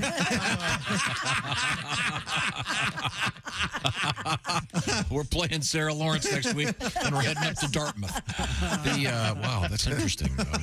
And of course, who can forget the great scene in Urban Cowboy with the prisoners? Yes, Tom, I'll skip ahead. Urban Cowboy, of course, was vital to sort of country culture. The movie came out. Basically, there were mechanical bulls. They used them to train for bull riding. And then an amusement park in New Jersey put up a mechanical bull in 1930. It was called Ride 'em Cowboy. It was a ride. And then, they weren't a big deal until Urban Cowboy. They went crazy. Yeah. Urban Cowboy, of course, is a movie about the actual country bar that I saw when I lived in Houston, Gillies. Partnership between this guy that owned Sherwood Crier, who owned Gillies, and then Mickey Gilley, who was just a failing country artist. That Sherwood said, "Hey, how about if I give you your own bar?" And Gillies was where Urban Cowboy took place. Sherwood put up the mechanical bull to discourage fighting. Basically, there was a lot of fights there. But I watched this documentary on Gillies, and apparently, when the movie Urban Cowboy came out, Gillies people came from all over the world to go to Gillies, and the people. The regulars at Gillies got mad and said they were all posers. Sure. You guys see what's going on here? Yeah. The people that were pretending to ride a real bull got mad that people were coming in and pretend to ride a real bull. Right. Mickey Gilley, do you know who his cousins were, Josh? Yeah. Sure. I don't. Who? Tom? Yeah, his cousin is one of the evangelists. Jimmy Swaggart? Jimmy Swaggart. Jerry Lee Lewis. Oh, and therefore, Jerry Lee Lewis. Jerry Lee Lewis was his cousin. Not that cousin. But, A good point. Yeah. So you're right, Tom. That Gillies was a big deal. It burned down. Most people think that Sherwood Crier burnt it down when he lost $17 million in a lawsuit to Mickey Gilley. Oh. Wow. Well, the weird thing about the fire was it wasn't supposed to be till next month. That's what he told the cops. I love that joke. Yeah, it's ironclad. You guys know they don't call the rodeo clowns anymore. They don't? No, they call them bullfighters. Oh. Really? Are you sure? That sure sounds a lot I'm positive, tougher. Chick. My theory is that too many open micers were trying to get into rodeo clowning just for the stage time, and it oh yeah, that'll ruined everything.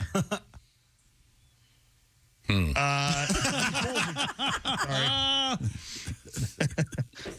You know, the rankest bull of all time is Bodacious. You guys familiar? No. Yeah, he is named the rankest. Or no, I'm sorry. Yeah, Bodacious. That was Bocephus is the Hank Williams Jr. That's right. The rankest bull of all time, but smelled bad. Off stage, supposedly really nice guy. Signs autographs for kids and stuff like that. He can't go anywhere. Yeah. Mostly an act, yeah. Yeah, exactly. In the ring, horrible person. Yeah. But there was a bull in the 1980s named Red Rock, supposedly was never ridden, ever. Why? Too dangerous? No, they just couldn't stay on him, He couldn't Josh. stay on. They threw him off every time. Wow. Threw him off every time. Never got past 7 seconds. Well, don't they bind however, their testicles just before they let them go? Yes. No, they don't. That's the horses, I believe. Really? Oh, They don't mess with the bulls. You're right. They're not allowed to tase them or any of that kind of stuff. No, you mess with the bull, you get the horns. So they just come out of the pen pissed off. Yes. Now they have spurs, but the spurs are very dull, Christy. And now, did the spurs jingle, jangle, jingle? Sure they do. Chick. Okay. You know, Comedy with a defense. Right. I'm sorry, Greg. It's all right. I enjoy it. Did you know bull's skin is 7 times as thick as a human being? Wow. Well, that's why they have leather seats in cars as opposed to, taking cadavers. And, well, Grandma's going, she's going to make a hell of a bucket seat. That is one way That's the only thing stopping them from tanning human skin. That's the only reason. Hey, wow, this guy had a weird tattoo. Thickness of leather. 7 times as thick. Literally, guys. Figuratively. Very sensitive. Hey, did you see the size of that bull? Oh, now I'm fat? Is that what you guys are saying? Come on, guys. Greg, we need to get to the closer, please. Oh, jeez. It's our fault. Well, let's get to the closer. I'm going to pretend as if there was one. You got this. These bulls are treated very well. They all receive acupuncture after all their bull rides. Did you know that? No. Wow. Nice. Yes. But and this is my final message. Acupuncture guys, make sure you get somebody who knows what they're doing. Pay full price. I went to one of these discount acupuncture places. It was a guy behind a sporting goods store just jabbing me with a plastic spork. Yeah. Did it help? No, it didn't help at all. He said his brother-in-law was Asian, so I think he knew what he was doing. Yeah. You'll feel loose in no time. Oh, boy. Thank you very much. Greg Warren will be at 3 Ravens in Monticello or Monticello, Illinois, coming up starting this Thursday, running through Saturday evening. Thank you very much, Greg. It's always a great pleasure. Wonderful, Greg. Well Bye, done. Greg. We love you. Thank you very much. Bye, guys. Bye. Greg Warren's presentation would have been delightful under any circumstances, but especially delightful if you were wearing Raycon earbuds. Am I right, Chick McGee? You are, Tom, and Raycon's premium audio at the perfect price point. You can build great habits without breaking the bank. You know, if you're making changes in the new year, the smallest changes to your routine can make the biggest impact. In the same way, you don't have to break the bank to make a big deal purchase. Even the smallest things can be a part of a big change, like the Raycon earbuds. You're looking for a pair of everyday earbuds, low-latency gaming headphones, or a speaker with a battery that will last all night at your next party? Raycon has got you covered. Raycon started half the price of other premium audio brands. Even if you know you'll love your Raycons as much as we do, Raycon wants to make sure you feel great about your purchase, which, by the way, every purchase has an easy and free return guarantee, and I have no idea why you'd want to do that. And I haven't even mentioned 3 customizable sound profiles, earbud tap functions, noise isolation, and awareness mode. It's just as simple, and we've got a deal for you. Go to buyraycon.com/Tom. 15% off your Raycon order. Remember, show us some love. Buyraycon.com/Tom. That's Tom to score 15% off your Raycon purchase. That's buyraycon.com/Tom. Thank you, Chick McGee. Josh, did I tell you the one I did tour Monticello, Jefferson's home? I got kicked off the tour. Oh, really? Yeah, we got to the big house, and I said, "Could I go upstairs to see where Elvis died in the toilet?" Oh, they didn't find that at all amusing. Coming up, we have a naked guy in an ambulance that he just stole. We have trouble with the Wienermobile. Trouble with the wiener. Comedian Reno Collier coming up, and news about Valentines and cows at the same time. This is the Bob and Tom Show. Got something to say? Send us an email, bobandtom@bobandtom.com. This is the Bob and Tom Show.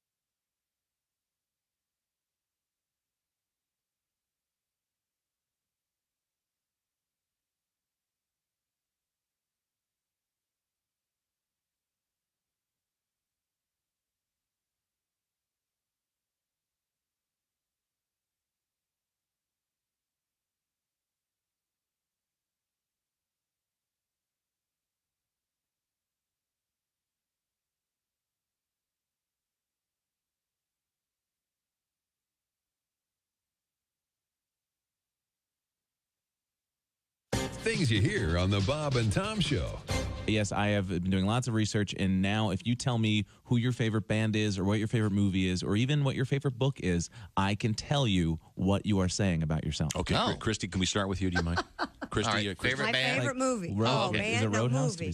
Not Roadhouse. That's the movie that you can't turn away from. Favorite movie? Yeah. My favorite movie. Yes. Breakfast at Tiffany with Oh, Audrey my Hepburn. Are you serious? Yes. Okay. Boy, that's going to be a really mean one for me to start out on. I can tell you what you're saying about yourself is I'm not nearly as cute as I think I am.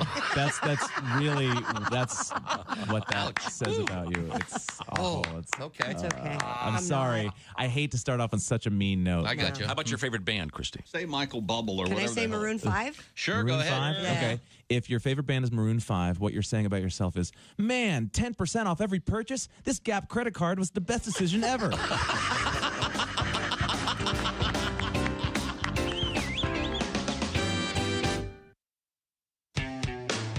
All day, all night, all Bob and Tom.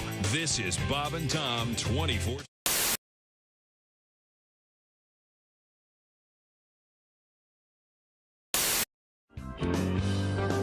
Here we go. Last one. All right.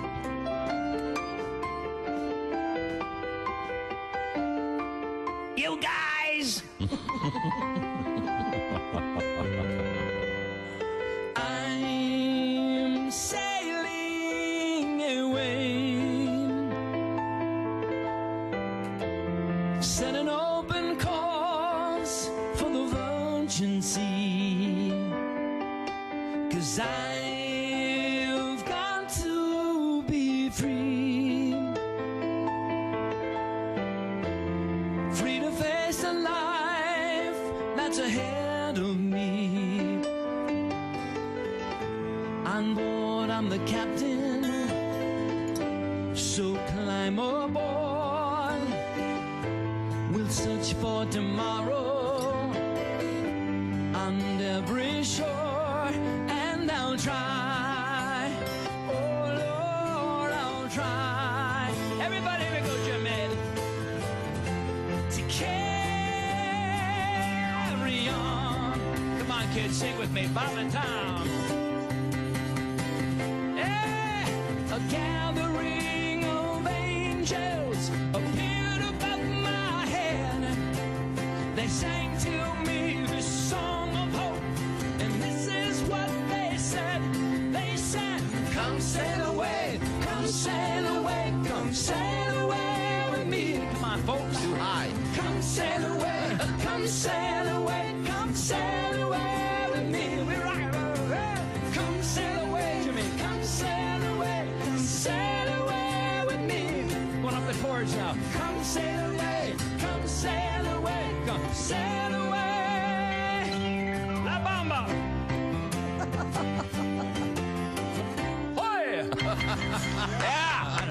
Let us down. We're making that up as we go. Interesting ending.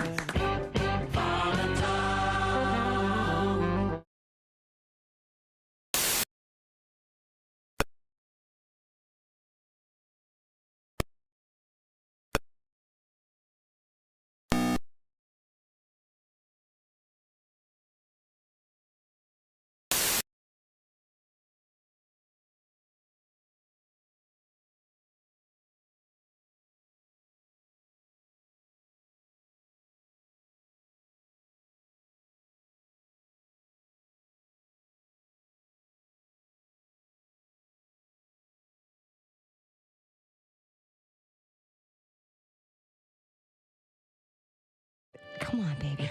I want to try this kinky thing I read about using warm vegetables.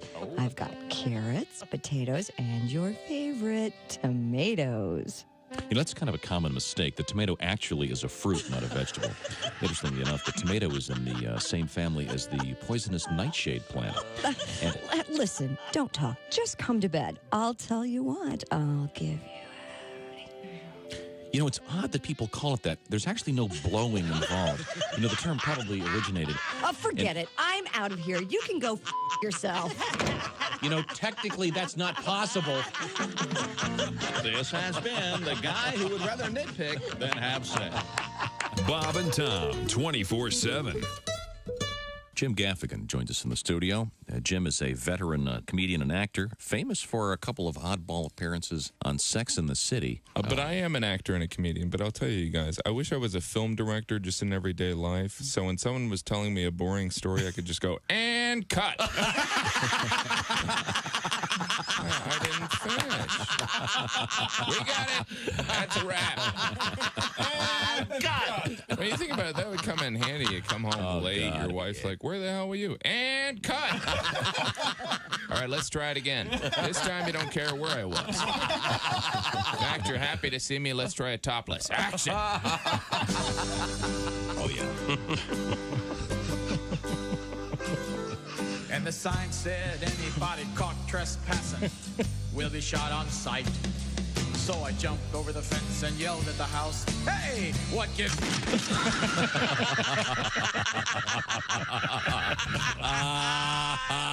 Hi, this is Augie Smith. Welcome back to the Bob and Tom Show.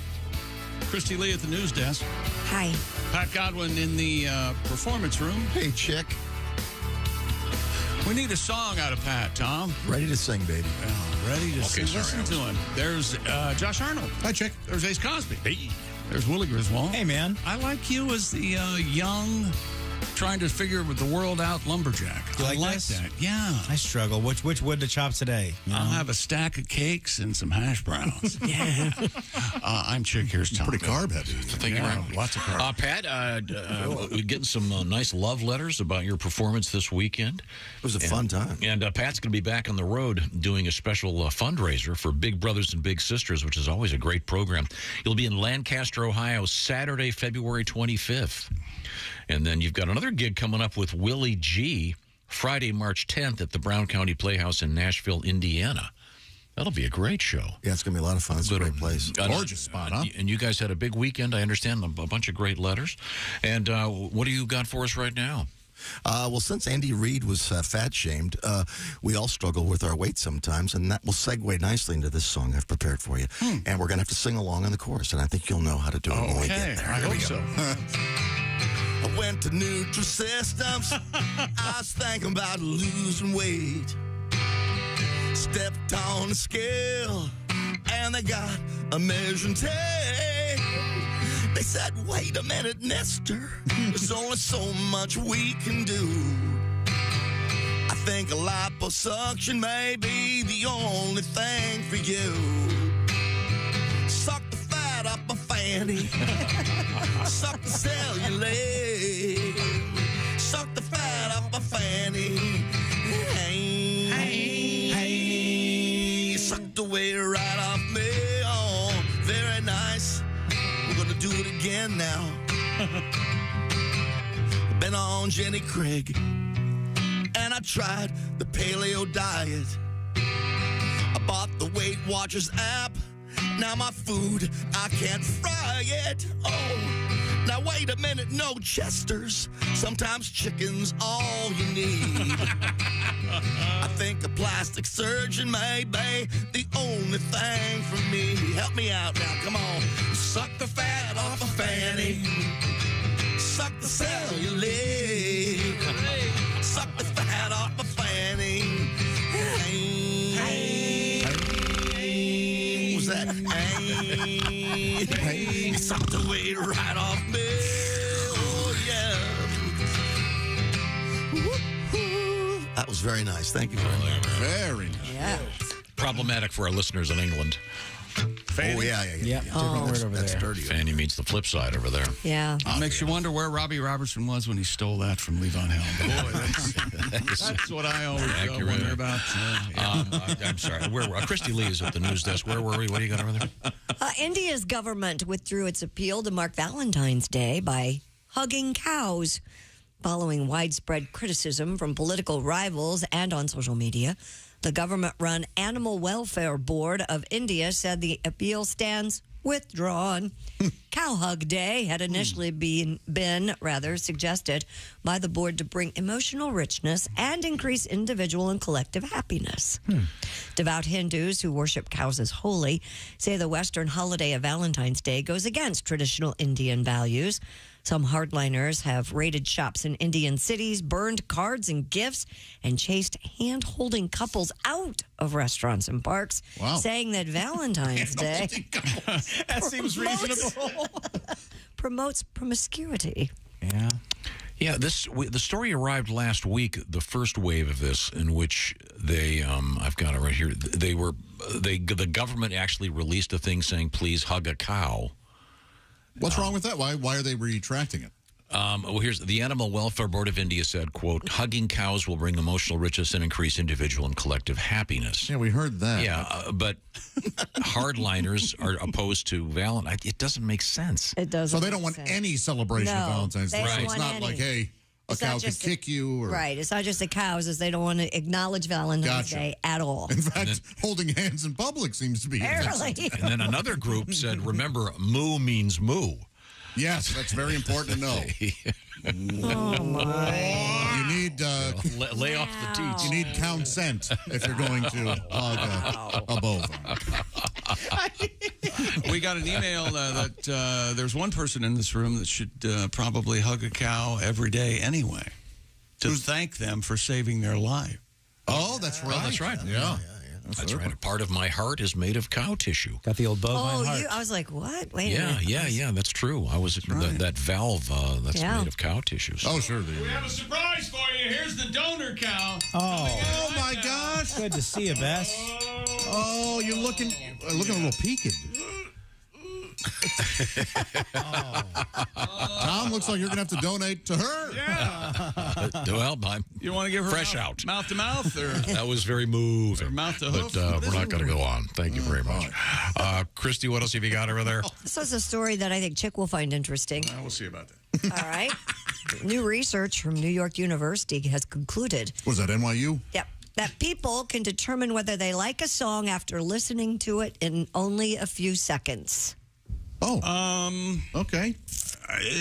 We've all been in music meetings in this room. Probably, yeah. I would agree with that. Researchers had participants listen to over 250 songs, as well as excerpts that lasted 5, 10, or 15 seconds. They found the length of the clip did not alter a person's preference. Quote, over the course of any given song, the acoustic properties change dramatically, but that doesn't seem to matter much to listeners. This is according to Pascal Wallish, a clinical associate professor at NYU Center for Data Science and the senior author of the study. He said, quote, we can determine within 5 seconds or less whether we like the song or not. I can prove it. Okay. Okay, that was 2 seconds, and I hate it. Am I the only one that doesn't mind that? Is it because I don't have kids? Probably. And I didn't have to listen to it 1,000 times a day? Maybe. Yeah, that is rough. Hey, Donnie, we're coming right back. We've got Naked Guys. We've got the Rockettes. They're fully clothed. And we also have comedian Reno Collier on tap. Are there Rockettes that have seniority? Oh, God, I would think. Imagine the upper echelon. Perhaps you'd like to step off. This is my conga line, or whatever they call. What do they call that? It's not a conga line. Get to the end of the left. That's where you belong. I'm center. Very difficult. We'll find out about the Rockettes when we come back. This is the Bob and Tom Show. Got a comment? Our email is bobandtom@bobandtom.com. More Bob and Tom next. State law.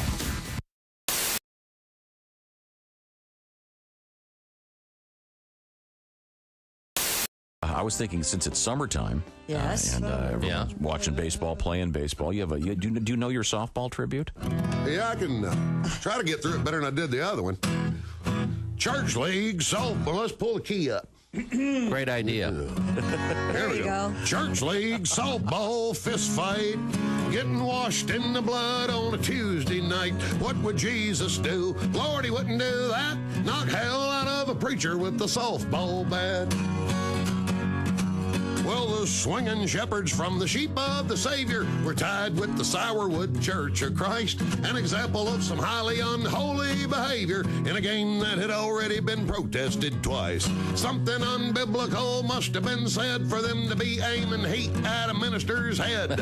Clocking the clergy ain't the thing to do, but neither's the high hard one on a 0-2. Church league softball fist fight, a bloody laying on of hands neath the left field lights, knocking out 4 teeth, getting a busted lip, ain't exactly my idea of Christian fellowship.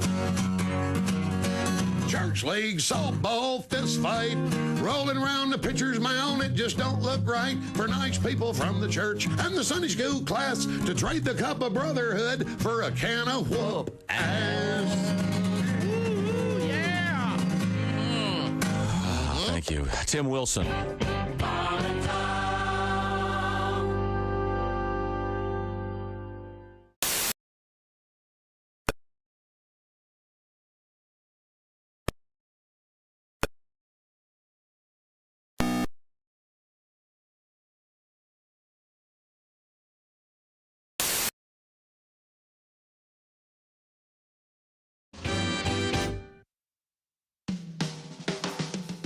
Hello.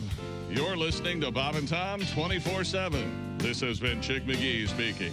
Hey, the Bob and Tom Show has a couple of podcasts you can download and listen to for free. Good morning, I'm Mark Allison. The Bob and Tom Show Extra Podcast, some extra Bob and Tom weekday afternoons at 3 p.m. Eastern Time. That Josh Arnold podcast, where Josh discusses fun topics. You just might learn something. And the Bits and Pieces podcast, where Willie Griswold and his friends dive into the archives and discuss some of their favorite bits and pieces from this Bob and Tom Show. They're all available for free to download for you right now at bobandtom.com/podcast. As we roll through this Monday together, Reno Collier and his Country Fried Take coming up as we head into Valentine's Day tomorrow, an all-special loving day with Kostaki Economopoulos along to recap the big game from last night. Again, Kansas City Chiefs 38-35 winners over the Eagles in Super Bowl 57. If you're just waking up, it was a great game and very exciting, good commercials, and we've been talking about it all morning and we'll continue to do so right here on Bob and Tom 24/7. I'm Mark Allison with a look at things you may have missed on this Monday morning. Advertisers bet big viewers were turning into the Super Bowl for a comforting escape and delivered a series of advertisements that relied on familiar celebrity faces, light humor, and plenty of cuddly dogs. This wasn't a year for edgy humor or experimentation after 3 years of a global pandemic. With economic uncertainty looming ahead and the war in Ukraine stretching on, advertisers just wanted people to feel good. Super Bowl advertisers each year try to reach the more than 100 million people tuning into the broadcast. A pricey proposition, ads can cost as much as $7 million for just 30 seconds. A U.S. fighter jet shot down an unidentified object over Lake Huron Sunday on orders from President Joe Biden, the fourth such downing in 8 days. Pentagon officials believe the latest military strike in an extraordinary chain of events over the U.S. airspace has no peacetime precedent. The head of NORAD and U.S. Northern Command, General Glenn Van Herk, says part of the reason for the repeated shootdowns, a heightened alert following a spy balloon from China that emerged over U.S. airspace in late January. That's a look at things you may have missed on this Monday. More of the Bob and Tom Show coming up. Hey, Shooter, it's Kenny Tarmac. Hey, we just landed. I'm an ORD, just got in from TPA through ATL. And hey, guess what else just landed? The Bob and Tom app. I know. Now, thanks to the Bob and Tom app, even if I have to go all the way from Foxtrot 20 down to Alpha 4, I can still listen live, see their videos, find an affiliate station, use the alarm, and even send a message. This is Kenny Tarmac signing off and reminding you, everything I touch turns to sold. Essential Morning Radio. All day and all night. Some like Bud, some like Schlitz, but for me, Bob and Tom 24/7. 24/7. Jim Gaffigan joins us in the studio. Jim is a veteran comedian and actor, famous for a couple of oddball appearances on Sex and the City. But I am an actor and a comedian. But I'll tell you guys, I wish I was a film director just in everyday life. So when someone was telling me a boring story, I could just go, and cut. I didn't finish. We got it. That's a wrap.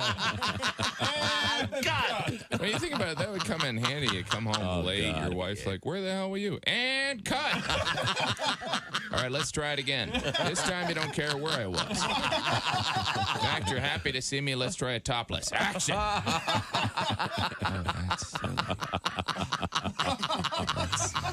Another actor who wants to direct. We'll be using that one.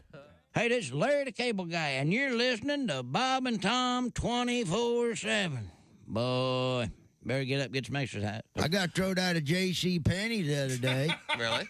Yeah, fondling up the mannequins. You believe that? And that ain't my fault. Have you seen the mannequins in there? Uh-huh. And they taunt you, too. They got the little short skirt on, arm up, kind of waving you over. You know what I mean? Shoot.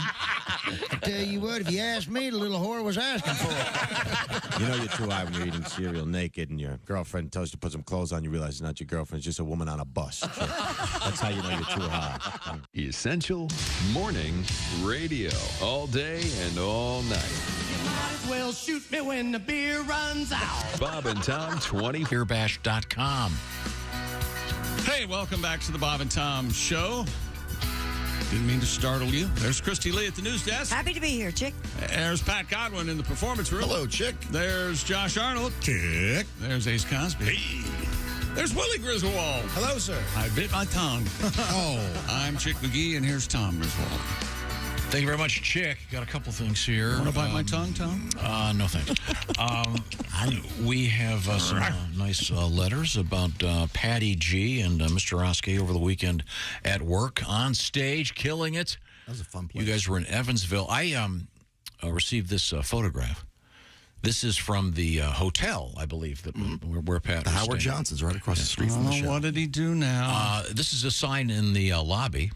It says a $300 penalty will be charged for hair dye damages in guest room tubs or for any towel or linen damages. Is that right? For years, Pat, you've been saying that when you... That's where I do it, yeah. When you do dye your hair, you do it in hotels. I don't ruin my own towels, no. They're on to you. Yeah. You know, I was there Labor Day, and I did get a little crazy. I kind of used the dye in more places, and I think maybe... Oh, really? Wow. Really? Because that sign wasn't there when I was there last time. I see. What is the name of the dye that you put in your hair? Well, you know, I'm using a cheaper one now because I have to use it everywhere. I'm going with Just for Men now, medium brown 5A. 5A? Okay. Medium brown 5A. Do you have a tribute to this? I do, yeah.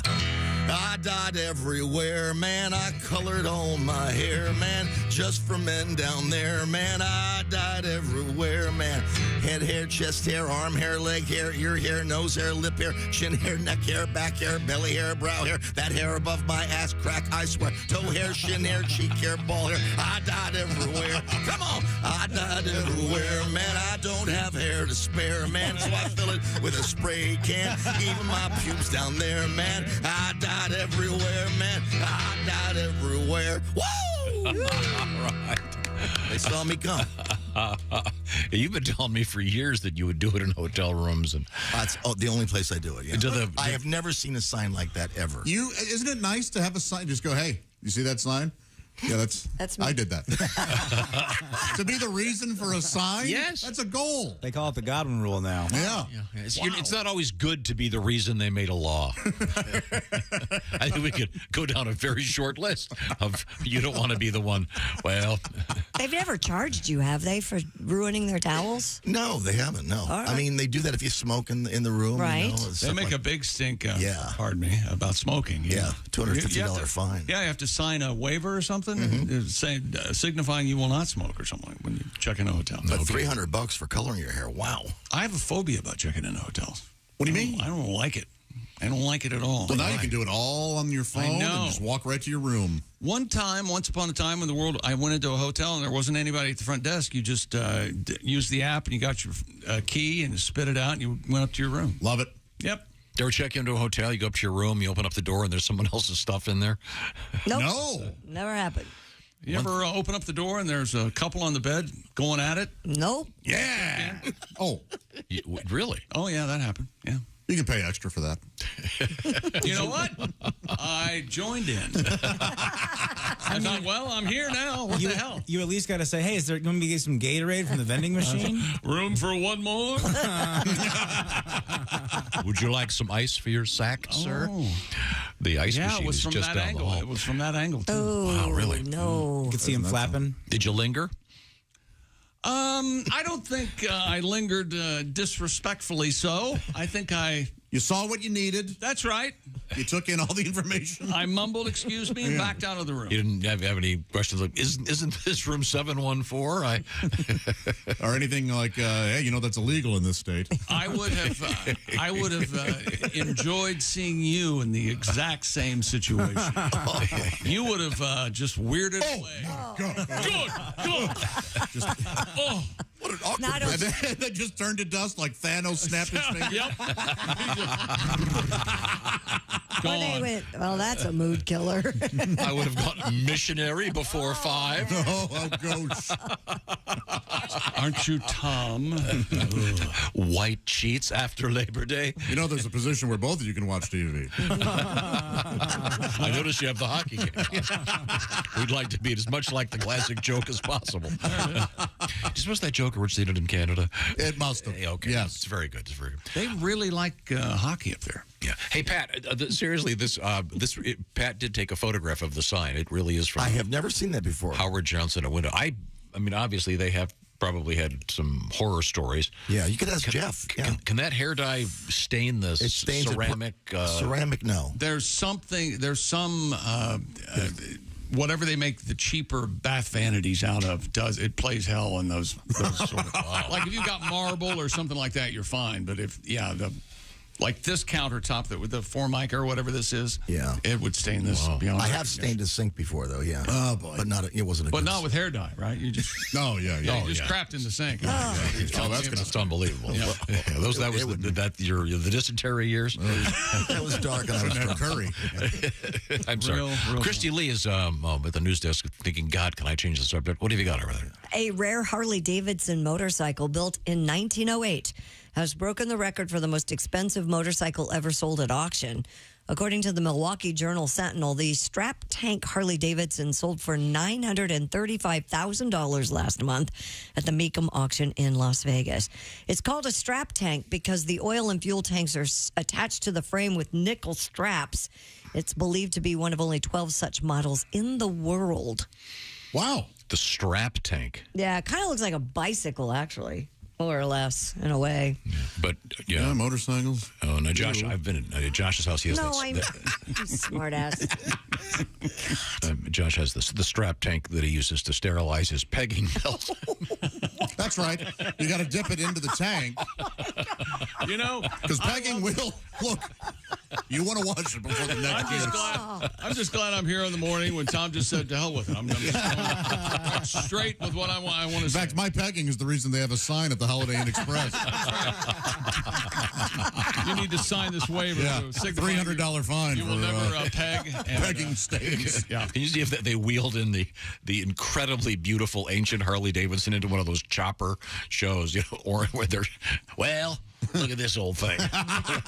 No! Let's paint flames on it. What did you say this was? Yeah. That's pretty cool. Have you seen a picture of this thing? I have. It's Yeah, you're like it. It's like, yeah, it does look like a bike, a sickle. like a bicycle. with- Sure. You know, I got the two wheels. Yeah. Buses look like longer cars. Yeah, really. Yeah, isn't that Why did I come back? Hold more people. Speaking of buses, we have buses in the news. What is that bus doing on the tarmac?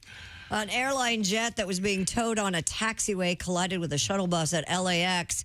The airport said the American Airlines Airbus A321 jet was being towed from a gate to a parking area when it made contact, quote unquote, with a shuttle bus that was transporting passengers between terminals.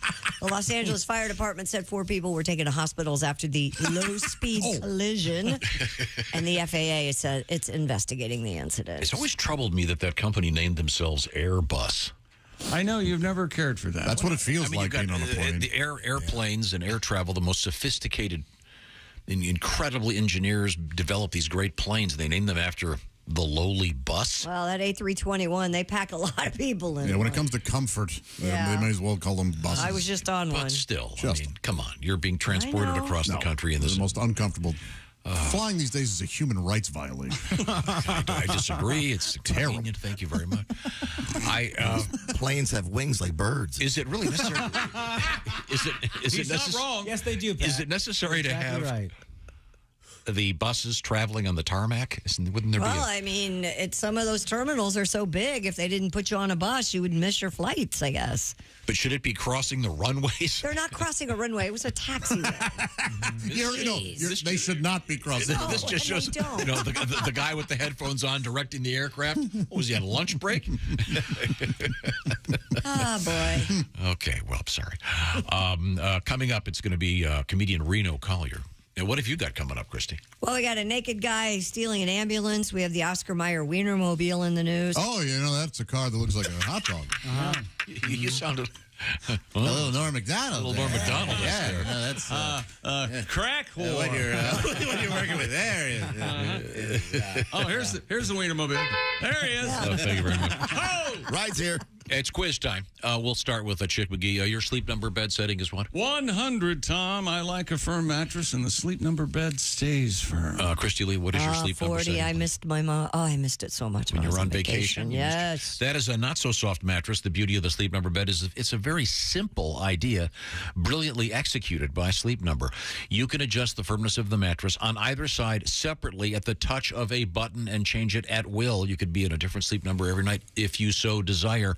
And the Sleep Number smart beds will help you figure out what the most effective number is so you get the most sleep. 8 out of 10 couples prefer a different mattress firmness. So you want to make everybody happy, the Sleep Number bed is the way to go. And, of course, they last longer than so-called conventional mattresses. And Sleep Number has a variety of beds.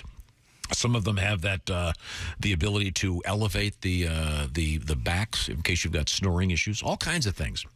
Get the details at your favorite Sleep Number store. Find it by going to sleepnumber.com/BT show. Choose proven quality sleep from Sleep Number because to be your best every day, you need proven quality sleep every night.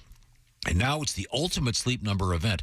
Save a staggering 50% on the Sleep Number 360 limited edition smart bed with special financing available right now subject to credit approval. Minimum monthly payments are required, and all the details are found at sleepnumber.com/BT show or at the Sleep Number store. Once again, you find it by going to sleepnumber.com/BT show. I love my Sleep Number bed. Coming up, comedian Reno Collier with the Country Fried Take. This is the Bob and Tom Show. Hi, man, this is Donnie Baker, and this is Bob and Tom 24/7. I swear to God it is. That's like all day and most of the night. Hey, Donnie Baker going to be live on stage tonight if you're in Florida, specifically Palm Harbor, Florida. It's Snappers. It's Donnie Baker live on stage, a special Monday night performance the night before Valentine's Day. Honey, I've got you a special gift. We're going to see Donnie Baker live tonight at Snappers in Palm Harbor, Florida. Get your tickets and more information about that man, Donnie Baker, at DonnieBaker.com. And for everything Bob and Tom, check out bobandtom.com. All the latest highlights, news, and information. Oh, and the puppets live at bobandtom.com. Don't forget to say hello to them as we roll through this Monday on Bob and Tom 24/7. Hi, everybody. Christy Lee with your Bob and Tom News Update. A U.S. fighter jet shot down an unidentified object over Lake Huron Sunday on orders from President Joe Biden. It was the fourth such downing in 8 days. Pentagon officials believe the latest military strike in an extraordinary chain of events over the U.S. airspace has no peacetime precedent. The head of NORAD and U.S. Northern Command General Glenn Van Herrick says part of the reason for the repeated shoot-downs is a heightened alert following that spy balloon from China that emerged over U.S. airspace in late January. A rare Harley-Davidson motorcycle built in 1908 has become the most expensive motorcycle ever sold at auction. The strap tank Harley-Davidson sold for $935,000 after auction fees last month at the Mecum auction in Las Vegas. The bike was called the strap tank because its oil and fuel tank are attached to the frame with nickel straps. Kind of looks more like a bicycle to me, but it was 1908. The bike believed to be one of only 12 such models in the world. And a large pet bird normally native to Australia caused a ruckus south of Boston after escaping from her home. The bird, an emu, which is the second tallest bird on Earth and a very close relative to the ostrich, apparently got loose Thursday night in East Bridgewater and led police on a chase through Brockton. The emu, named Mallory, was back in her pen shortly thereafter. And that's your news. I'm Christy Lee. More of the Bob and Tom Show on the way. We got some extra from the Bob and Tom Show. With us in the studio, comedian John Garrett. You have a straight job? I mean, like a normal day-to-day thing? Yeah, I actually do. I'm actually a CPA, believe it or not. Oh, yeah, and that spells party. Yeah, it does. Most people think CPAs are hysterical. Yeah. No, of course not. We're dorks, big dorks. But and honestly, on behalf of all accountants out there, I'd like to say that we don't all do taxes. Some of us prefer to embezzle. It's much more lucrative. I read recently Willie Nelson wrote a song called Whatever Happened to Peace on Earth as his little protest to the war in Iraq. And my immediate thought was, why does he care? It's not like it's his tax dollar being put to use. I mean, I think the U.S. government should write a song called Whatever Happened to Willie's 1040. Yeah, there's a tax joke for the accountants.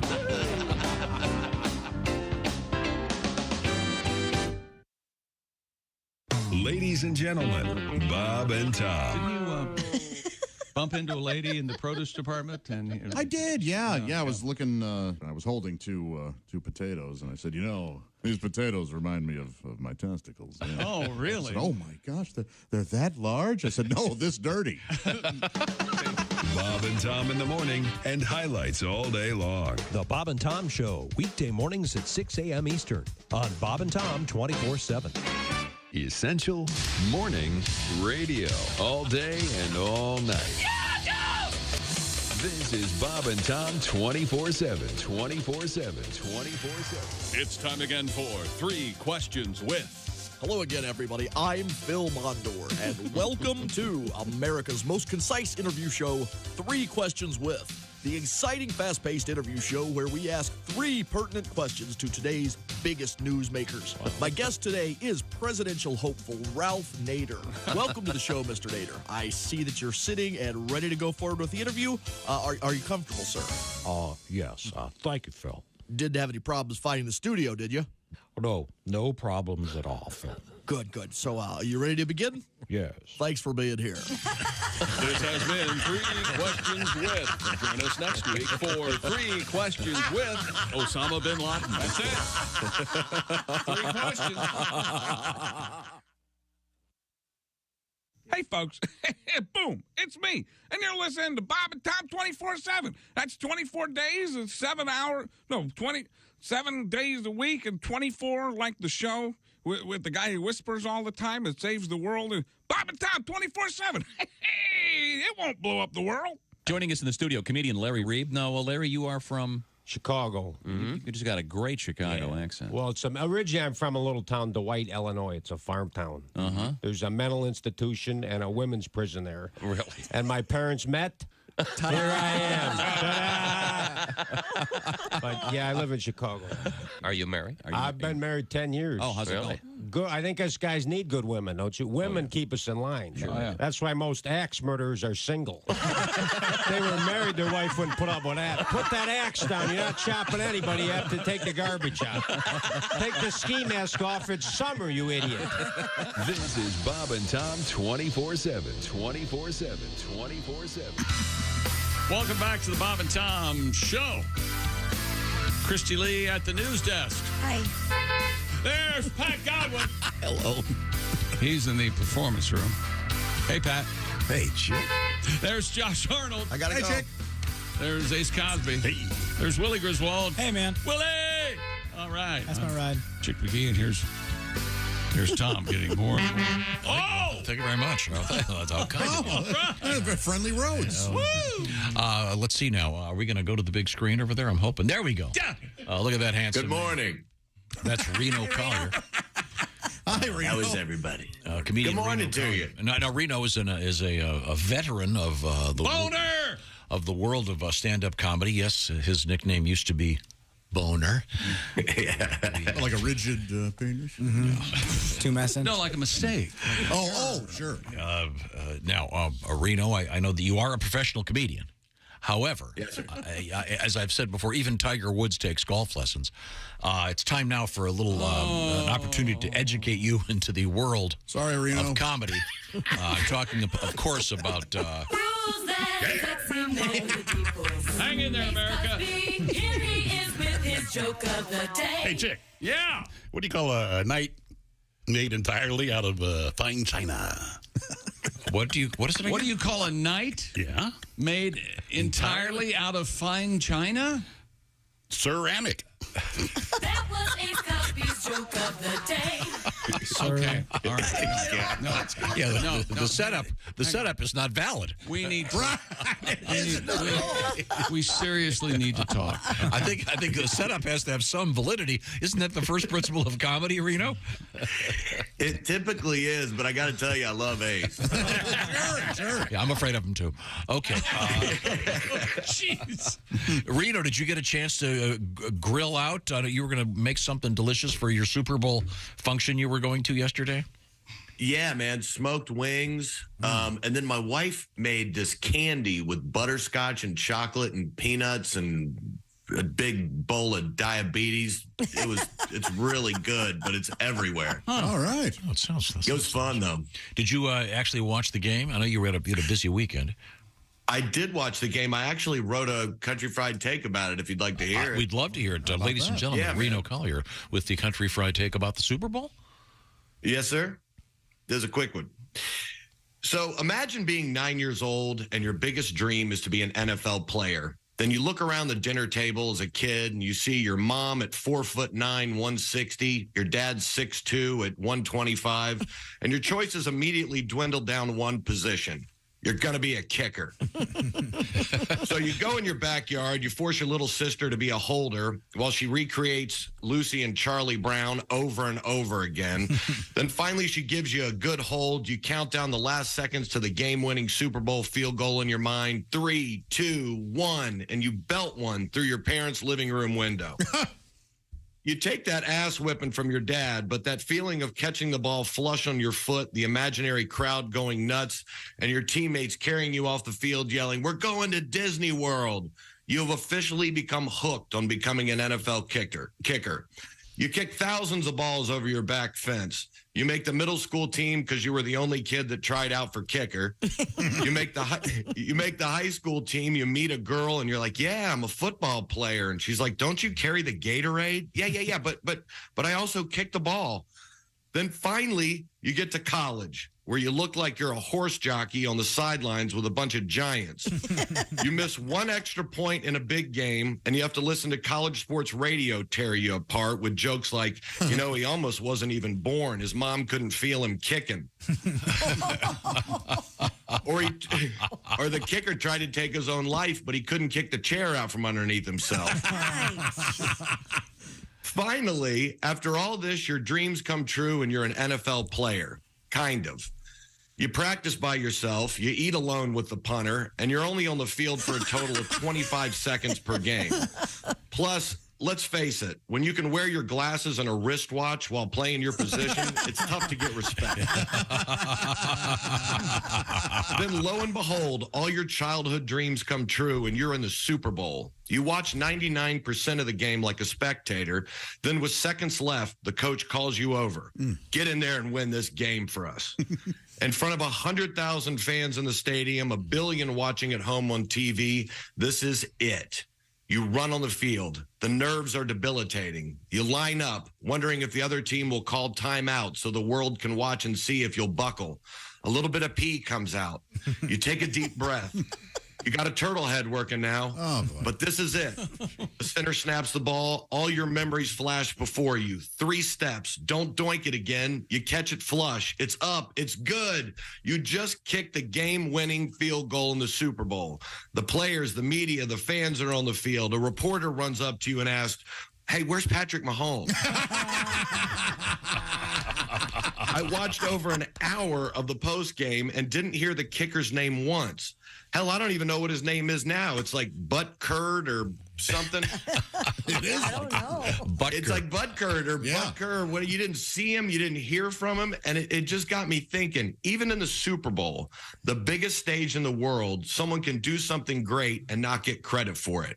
So if you're busting your ass at work or at home and no one seems to notice, just know you're not alone. And sometimes things go unnoticed because they're expected of you and taken for granted. But you know what you did, so celebrate that.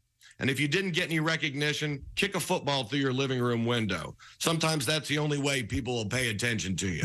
My name's Reno Collier, and that's my country fried take. Oh, very nice, Reno. Good. He kicked the.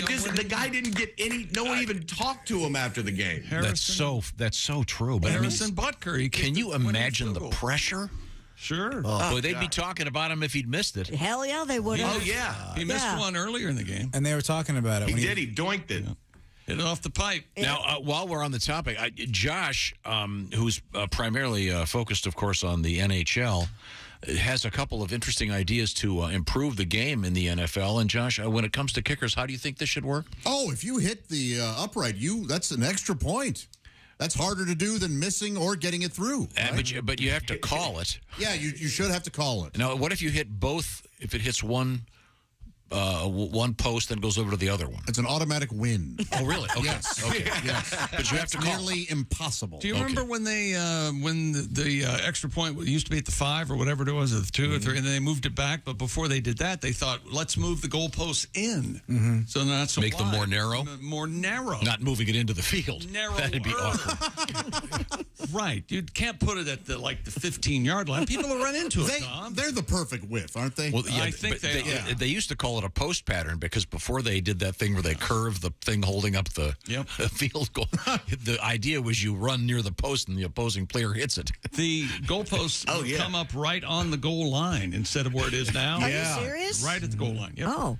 So those old videos of people drilling those things, hysterical. Well, hysterical to watch. You don't want to be that guy. Reno, that was really profound, and not to mention very, very funny. Thank you so much. Well, we don't get Thank you, buddy. Now, Reno, I'm looking at my sheet of active performances. Holy sheet! Are you? Let me see if you're on here. What do you have coming up? Do you know? I'm in. I just did Effingham and Fairfield, and the people were fantastic. Oh yeah, it's a great town. A blast.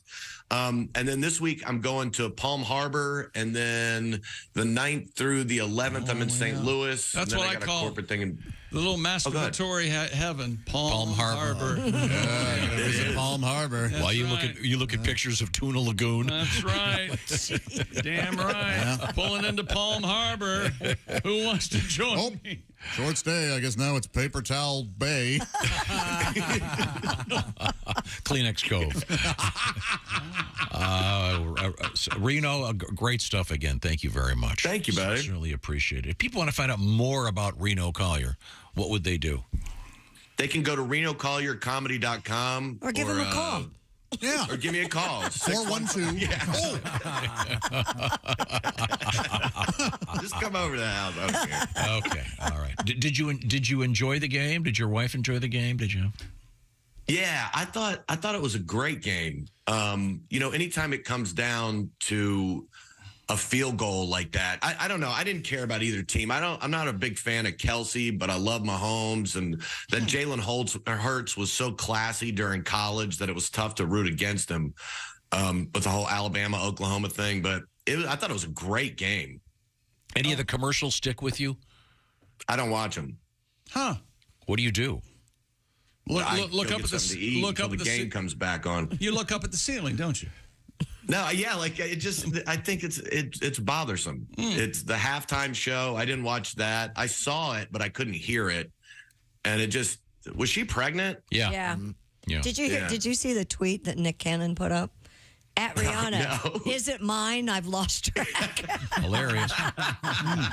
Hilarious. Yeah, okay. Follow Nick Cannon, no? Okay, thanks. Somebody sent it to me. So Thanks, Reno. Thank you, guys. Great stuff. Great week, everybody. Bye, Reno. See you, Reno. Life's just over if you're following Nick Cannon. Somebody sent that to me. That's very A friend of funny. mine. Christy Lee is at the news desk. Have we covered everything?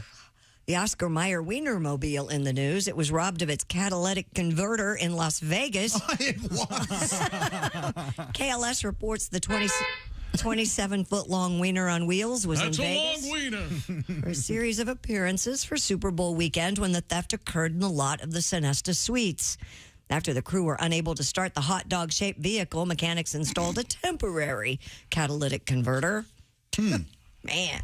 Oh, that would be so weird if they had to put an APB out for the Wienermobile. Be on the lookout. Be on the lookout for a 26-foot wiener. How long is it? Calling all cars. 27-foot wiener. Mm-hmm. It's a giant hot dog. I hope you can catch up. Oh, What's it? Mama Look, I was mad, and then I looked at his smile, and it's hard to stay mad. Yeah. What you got there? Mama tomato, daddy tomato, baby tomato. I mean, is this going to start a thing? I mean, is the Batmobile going to get its catalytic converter taken off? It's Batalytic converter. Please. Wow. Yeah, it would be funny for the Wienermobile, the catalytic. It's just like a little, like a cocktail wiener, like a little party wiener. That's what it looks like. Yeah, all of its parts look like they're also hot dogs. Like a Vienna sausage wiener? Yeah, it's cute. Wouldn't you be way more impressed with the whole thing? So you're saying you'd have to get a special catalytic converter wiener? Yeah, that's right. Extra Everything's design. sort of tiny little hot dogs. little hot dog pistons. Exactly. Yes, they come in and out of the buns. It'd be weird if someone hijacked that thing. Wiener jacking sounds all much like it does. Sounds like the male previous masturbation. Like Palm Harbor. Right, Palm Harbor. Palm Harbor time. In Tuna Lagoon. How about me and you later pulling into Palm Harbor? I know. Come on, back to back. Christy, what do you got? Like you're on watch in Vietnam. Just sitting on the ground, backs touching. Charles is definitely in charge. Okay. In Georgia, authorities have arrested a naked man who allegedly stole not the Wienermobile, but an ambulance and did donuts in a parking lot. That sounds so much fun. I've never felt more alive. Well, he was naked. Did the guy in the back survive? Please get me to the hospital. You don't understand. So is it meth or bath salts? Well, the Bibb County Sheriff's Office said it received a report of a man driving an ambulance aggressively without headlights and doing donuts. The unnamed suspect led deputies on a short chase before he ran from the ambulance, and that is when the police realized the guy was naked. When they finally caught up to him, they found he was also high. The suspect, who had active warrants out of Bibb and Douglas counties, was taken into custody on multiple charges. Bibb County? Yep, Bibb That's County. A messy place. Oh, very messy. The food. Rib restaurants. Yep. I mean, better that he was in the ambulance making donuts in the parking lot than buying donuts. A naked guy buying donuts, that's going to end up looking like a kiddie toy. I'll take a dozen. I don't need a box. Yeah. That was one of the commercials. Yeah, the Dunkin' Donuts with Ben Affleck and Jennifer Lopez pulls up. What are you doing here? Something like that. Nagging him like she does. It's gotta be, Oh, you know she does. Damon looks at his phone at 1 a.m. It says Ben. And I can't put it. Hey, You made that bad I guess I'll get the guest room ready. You love her. That's what you said. Go in and say you're sorry. Got away once. I can't believe the guy who paints ambulances still has a job. Every time I look at one, I'm like, backwards again? Get it right, pal. I'm done one to be. Right? Duh. Okay, we've covered a lot of ground today. Do ambulances have just regular horns? That's a good question. Or is it just like a ooga ooga siren type of thing? That is a fair question. Let's say you and me are ambulance drivers and we show up God. where they need us to help save someone. This is a movie I would pay a lot of money to watch. But on the way, of course, we get the call, but on the way, we need to stop and get some fast food. But then there's somebody in front of us who takes too long. So, come on, let's go. We got to go save this guy. I'm trying to lose this lawyer following me. We can test it out. If there's an ambulance behind you driving right now, go ahead and just park your car right there on the highway. Just see what happens. A fun little social experiment. Also, actually, I did have someone email me, chick, stop playing the horn honk. I'm in traffic. Dude, somebody's blowing the horn at me. Yes, even worse when someone plays a siren on the radio. Yes. Yeah, that's illegal, right? Sublime. Not a smart idea. Now, we have a lot of other things to get to, but coming up, we have what, Christy? Coming up, we have our history lesson, I believe. Oh, we certainly do. Do we have a fart in the news? We have gas in the news? Apparently. I mean, it's as loud as... Wow. Gas, got to call. You going to go get gas, Willie? Okay. That reminds me, we did have this news story about the headline from CNN, drug-free relief from chronic constipation with the vibrating pill. Yeah, the Vibrant. Goes inside your body and starts vibrating. You swallow it. I got this letter, Dear Bob and Tom Show. Chronic constipation was the name of Donnie Baker's first band. Oh. I did not know that. Thank you, Donnie. Right now, the Bob and Tom Show is sponsored by BetterHelp. You want to be at your best, that can be difficult sometimes because we live in a world that has a way of overwhelming all of us. And sometimes you don't show up the way you want to. That's where BetterHelp comes in. Working with a therapist can help you get closer to the best version of you. And BetterHelp has connected over 3 million people with licensed therapists. BetterHelp is convenient and accessible anywhere because BetterHelp is 100% online. If you're thinking of giving therapy a try, BetterHelp is a great option. Again, convenient, flexible, and affordable, and entirely online. You fill out a brief questionnaire to get matched up with a licensed therapist. And by the way, it's very easy to switch therapists at any time if that is something you would like to do. Get all the details at BetterHelp.com. In fact, if you go to BetterHelp.com/BT show, you'll get 10% off your first month. If you want to live a more empowered life, therapy through BetterHelp can help you get there. The Bob and Tom Show is brought to you by BetterHelp. Visit them today, BetterHelp.com/BT show to get 10% off your first month. Once again, it's BetterHelp, HELP, BetterHelp.com/BT show. Coming up today in history, this is the Bob and Tom Show. Thanks for listening to the Bob and Tom Show this morning. Catch any part of the show you missed later today on our YouTube channel.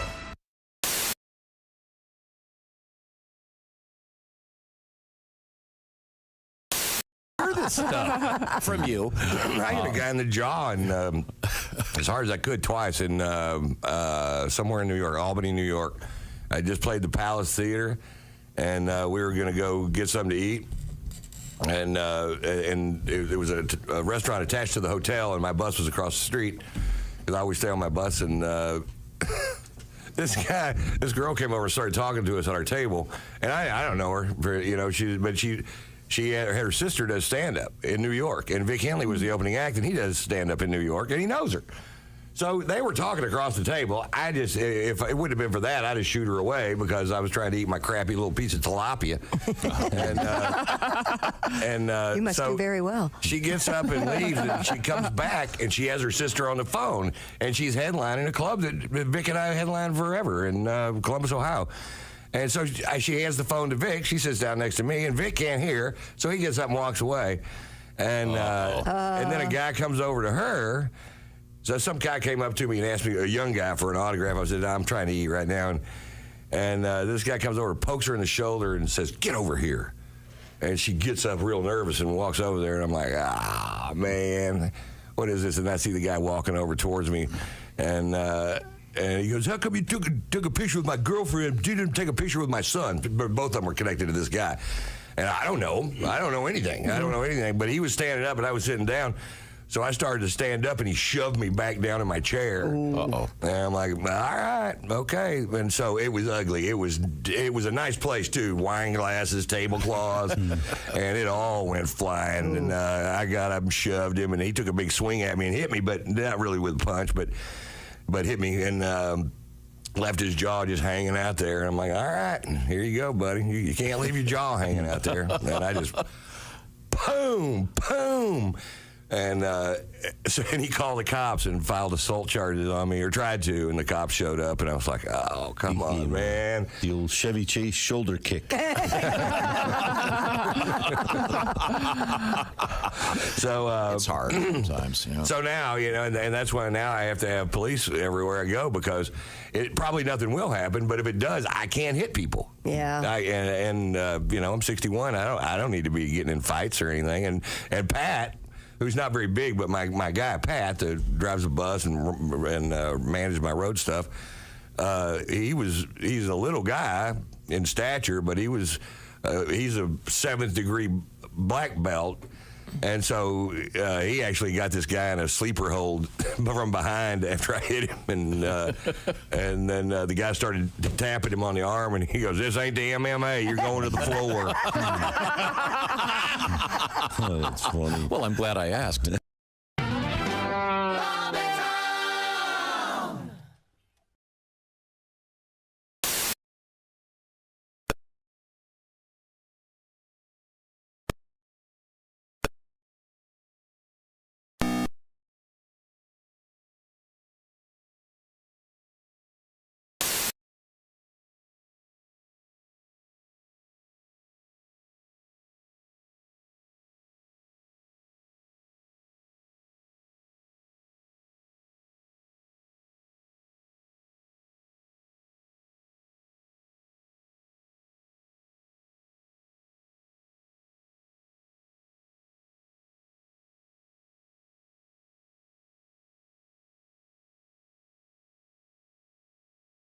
I'm 24/7. Bob and Tom, all the time, in your ear. You know us. We're Amish Bell. No poles, no wires, no phones, no nonsense, no shiny objects. That's Amish Bell. And now, new from Amish Bell, call waiting. Hello, Graber. How's the farm? Good, Carl. Good to see you. Oh, wait a minute, Carl. I see Fritz is here waiting to talk with me. Okay, Graber. I'll just stand here and wait. Hi, Fritz. I'm talking to Carl right now. Can you wait for a moment? Yeah, fine, Graber. I'll just stand here. Okay, Carl. Now, verbally. Call waiting. Another new world convenience from the old world minds at Amish Bell. Remember, we take Visa, quilts, and cheese. Amish Bell, leading you into the 19th century. Good morning, sunshine. Bob and Tom 24/7, 24/7, 24/7. Lowell Sanders is here with us. I'm on the road. Are you now, Lowell, single? are you a single man? Yeah, I left a wife in Detroit. Oh, okay. I see how it works. Police should have found her by now. I'm kidding. They won't find her. Ain't no way. You're that good, aren't you? Wow. The Detroit Pistons, former champs of basketball. I have so many souvenirs, it's hard to list them all. I have piston pants, I have piston shorts, I have piston beer mugs, sometimes people don't even notice. I have piston ashtrays, I have piston shoes, I have piston basketballs, when I dribble they do too. Where are you from? Patterson, from Patterson, New Jersey. Oh, sure, that's famous. Yeah, small. Sure. Thug downtown, it's tiny. So small, we used to get robbed by people we knew. That's small. People like, stick them up. I'm like, Andre? I'm going to tell your mother, man.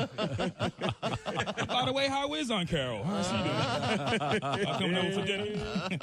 Let's talk to our guest, Tom Foss. Tom, tell us about your life. You married, single, what's going on? Married, very happily married. I got a friend going through a midlife crisis. You know anyone like that? Oh, yeah. And he's asking me what he should do. Oh, yeah. And I keep telling him cheating is like growing pot. Like growing pot? You can do it and get away with it, but you can't ever, ever tell anyone. Ever. Anybody. Bob and Tom 24/7. Not on air, online, all the time. Check it out online. Hey, welcome back to the Bob and Tom Show. At the news desk, it's Christy Lee. Hello. There's Pat Godwin Hey, in chick. the Oh, sorry. performance room. Hey, chick. There's Josh. Chick, hi. There's Ace Cosby. Hey. There's Willie Griswold. I'm Chick McGee with an email, and here's Tom. What do you got? Let's hear the email. Dear Chick, I've been a listener for a long time. I have a request. I drive a shuttle bus. Will you please stop blowing that horn? It's very annoying and serves absolutely no purpose whatsoever. I would love to continue listening to your awesome show, but this horn is crazy. And while driving, it's very dangerous. Makes you think someone's honking at you. Okay, so now you've just done it again. I didn't do anything. After being repeatedly asked not to. Repeatedly. Okay, well, thank you so much for your prompt attention to this. We will. I got you, Bruce. We'll put it away. Thank you very much. Put it away. Time now to review. Time now for to review. Today in history, February 13. Tomorrow's Valentine's Day. That's right. But I'm going to open up with a quiz for Mr. McGee. I got you. Slow pitch. Ready? Yep. 1937. St. Valentine. This team moved to Washington, D.C. What year? 1937. 37? 32. Redskins started, or no, they weren't the Redskins. What were they? Braves, Boston Braves. This team moved from the in the NFL. From where? From where? That's the quiz. Where'd they come from? Your favorite football team? Washington. They came from Boston, right? That's right. Boston. They were called the Boston Redskins. They were not. Oh, yes, they were, because George Preston Marshall. What is this? He's arguing with himself. He wanted some synergy between the Red Sox and the Redskins. So when Willie was just a baby and he came in here, hey, Chick, pretty exciting weekend for you. I saw the Red Sox won. And I said, look, you little brat, I like the Redskins. Don't ever talk to me again. And I walked out. Now they're the Commanders. No. Commander. Yeah. They're a strong, authoritative name. In the year 2000, the last original Peanuts comic strip appeared the day after the death of its creator, Charles Schulz. Well, yeah, that's going to happen. And he usually, Mr. Schultz's estate is usually in the top 5 or 10 of deceased Wasn't the last artists' income. Panel, Charlie Brown, little stars on his eyes? No. Yeah. Charlie. Yeah. Leaning against a brick wall. Like Bill the Cat? I love that. Charlie Brown finally just walks over, takes the football, throws it, and loses his face. Happy birthday, the famous test pilot Chuck Yeager. Put the Spurs to her, Chuck. A coward, by all accounts. No. Oh, my God. First pilot in history confirmed to have exceeded the speed of sound. Spam in a can. From Hamlin, West Virginia. Yes. And from that day forward, when he started talking on the radio, all the other pilots started trying to talk like he'd use that drawl. Chuck did. Yeah, that's true. Happy birthday, Kim Novak. I think still among the living. Gorgeous woman. Vertigo. Yeah. Yeah, they're very good. Very gorgeous. Let's see now. Huge hammers. Happy birthday to late George Siegel. A tremendous actor, King Rat. You ever seen that movie? I've not seen King Rat. There's Gertrude, Heathcliff, and George Siegel. Very good, very good. It's Jerry Springer's birthday. Also, you mentioned her earlier, Stockard Channing, perhaps best known as playing Rizzo, the 40-year-old student in the movie Grease. These hot flashes. She's also in one of the greatest movies of all time, won Best Picture in 1976, The Big Bus. Channing. I've always wanted to see that. Joe Bologna, it's well worth your time. It's a parody of those disaster movies, right? Yep. And this is literally a gigantic bus? Someone is in, it's a nuclear-powered bus. I've got to see it. They're going from New York to Denver nonstop. At one point, they're having trouble with the bus. For God's sake, just pull over. No! They're paid for nonstop. They're getting nonstop. Happy birthday, Peter Gabriel, the great singer from the first era of Genesis. Him leaving Genesis was the best thing to happen for all parties involved. Indeed. Shock the monkey. Here you go, Chick. 97.7, happy birthday, Randy Moss. Oh, straight cash, homie. I met him. Oh, yeah? Good guy. Okay. Yeah. Really and nice that's pretty much... Check it, Randy? You don't write checks. How do you pay, man? If you don't write checks, how do you pay these guys? Straight cash, homie. Straight cash, homie. That's where the audio should begin. We need to trim that. Yeah, we'll. If you don't write checks, how do you pay? Yeah. What was that again? Cash, homie. What? It's What? Randy Moss. That's Randy Moss. But contextually... He got fined for something on the field. How do you pay, man? If you don't write checks, how do you pay these guys? Straight cash, homie. So cool. That's one of the best lines So ever. cool. Show me. That is nice, isn't it? And then there's this one. Well, here comes the judge. Is it my turn now? It is indeed, yeah. Oh, geez, I'm on the wrong page. Time now for things we learned on today's show. Brought to you by Chick McGee's Foundation for Wayward. Christy Lee's back at the news desk. We almost didn't know what to do. We're happy to have you. We missed you. But I'm glad you had a fine vacation. Sure. The Chiefs won the Super Bowl, beating the Eagles 38-35. We're going to have radish sandwiches later in the week. Mm-hmm. Yep. Willie G had fun in Arizona with Kostaki. I find that very hard to believe. We are still having fun doing the vacation voice that Christy uses when she's on vacation. Her real voice. Not her broadcast sweet lilt that is her radio voice. Well, remember what did we we're learn on last week? vacation. Christy is a vacation dirtbag. Sometimes I stand up in the water and pee like a boy. Off the diving board. Did you hear that part? No, I didn't hear any of it. I believe Chick said, look, he claimed you will occasionally announce, look at my lady wang. I did not say that. Yes, you did say that. Dude, that's a great band, by the way. Lady Wing. We're keeping an eye on the quarterback situation in the NFL concerning David Carr. That'll be on. I thought you decided you weren't going to play the horn thing anymore. Tom watched part of the Super Bowl in Spanish. Something went haywire with his television. No. I switched rooms, and I thought I had it. And that's right. had the wrong one. Dick Hitzwater sat in for Garth Vader. There you go. Famous country. Always wore a black hat.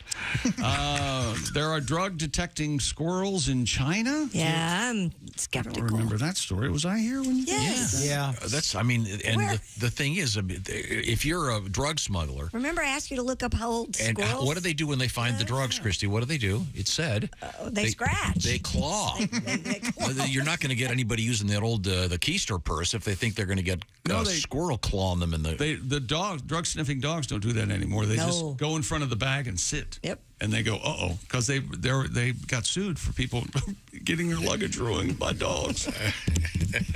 Greg Warren did the Warren Report, and boy, it was something. I loved it. It was about bull riding, actually. And next week it's about Mexican jumping beans. Mexican jumping beans. Maybe. Just in case we were concerned there might be a politically incorrect aspect to them, I'm certain there probably is. Maybe we won't do that next week. The cow that donated Tom's heart valve stopped by and passed away. And tomorrow is Valentine's Day. Okay, and thanks again to Reno Collier, a terrific country fried take on. Let's remember the guy that made that final kick. What was his name? His name was Blotchkin Hotchkiss. It was Blotchkin Hotchkiss. They cut Blotchkin Hotchkiss. It's Buttkiss Harrison. Harrison Butker. Oh, sorry, I was close. This is the Bob and Tom Show. Hey, thanks for listening to the Bob and Tom Show this morning. Get a look at today's show on our YouTube channel.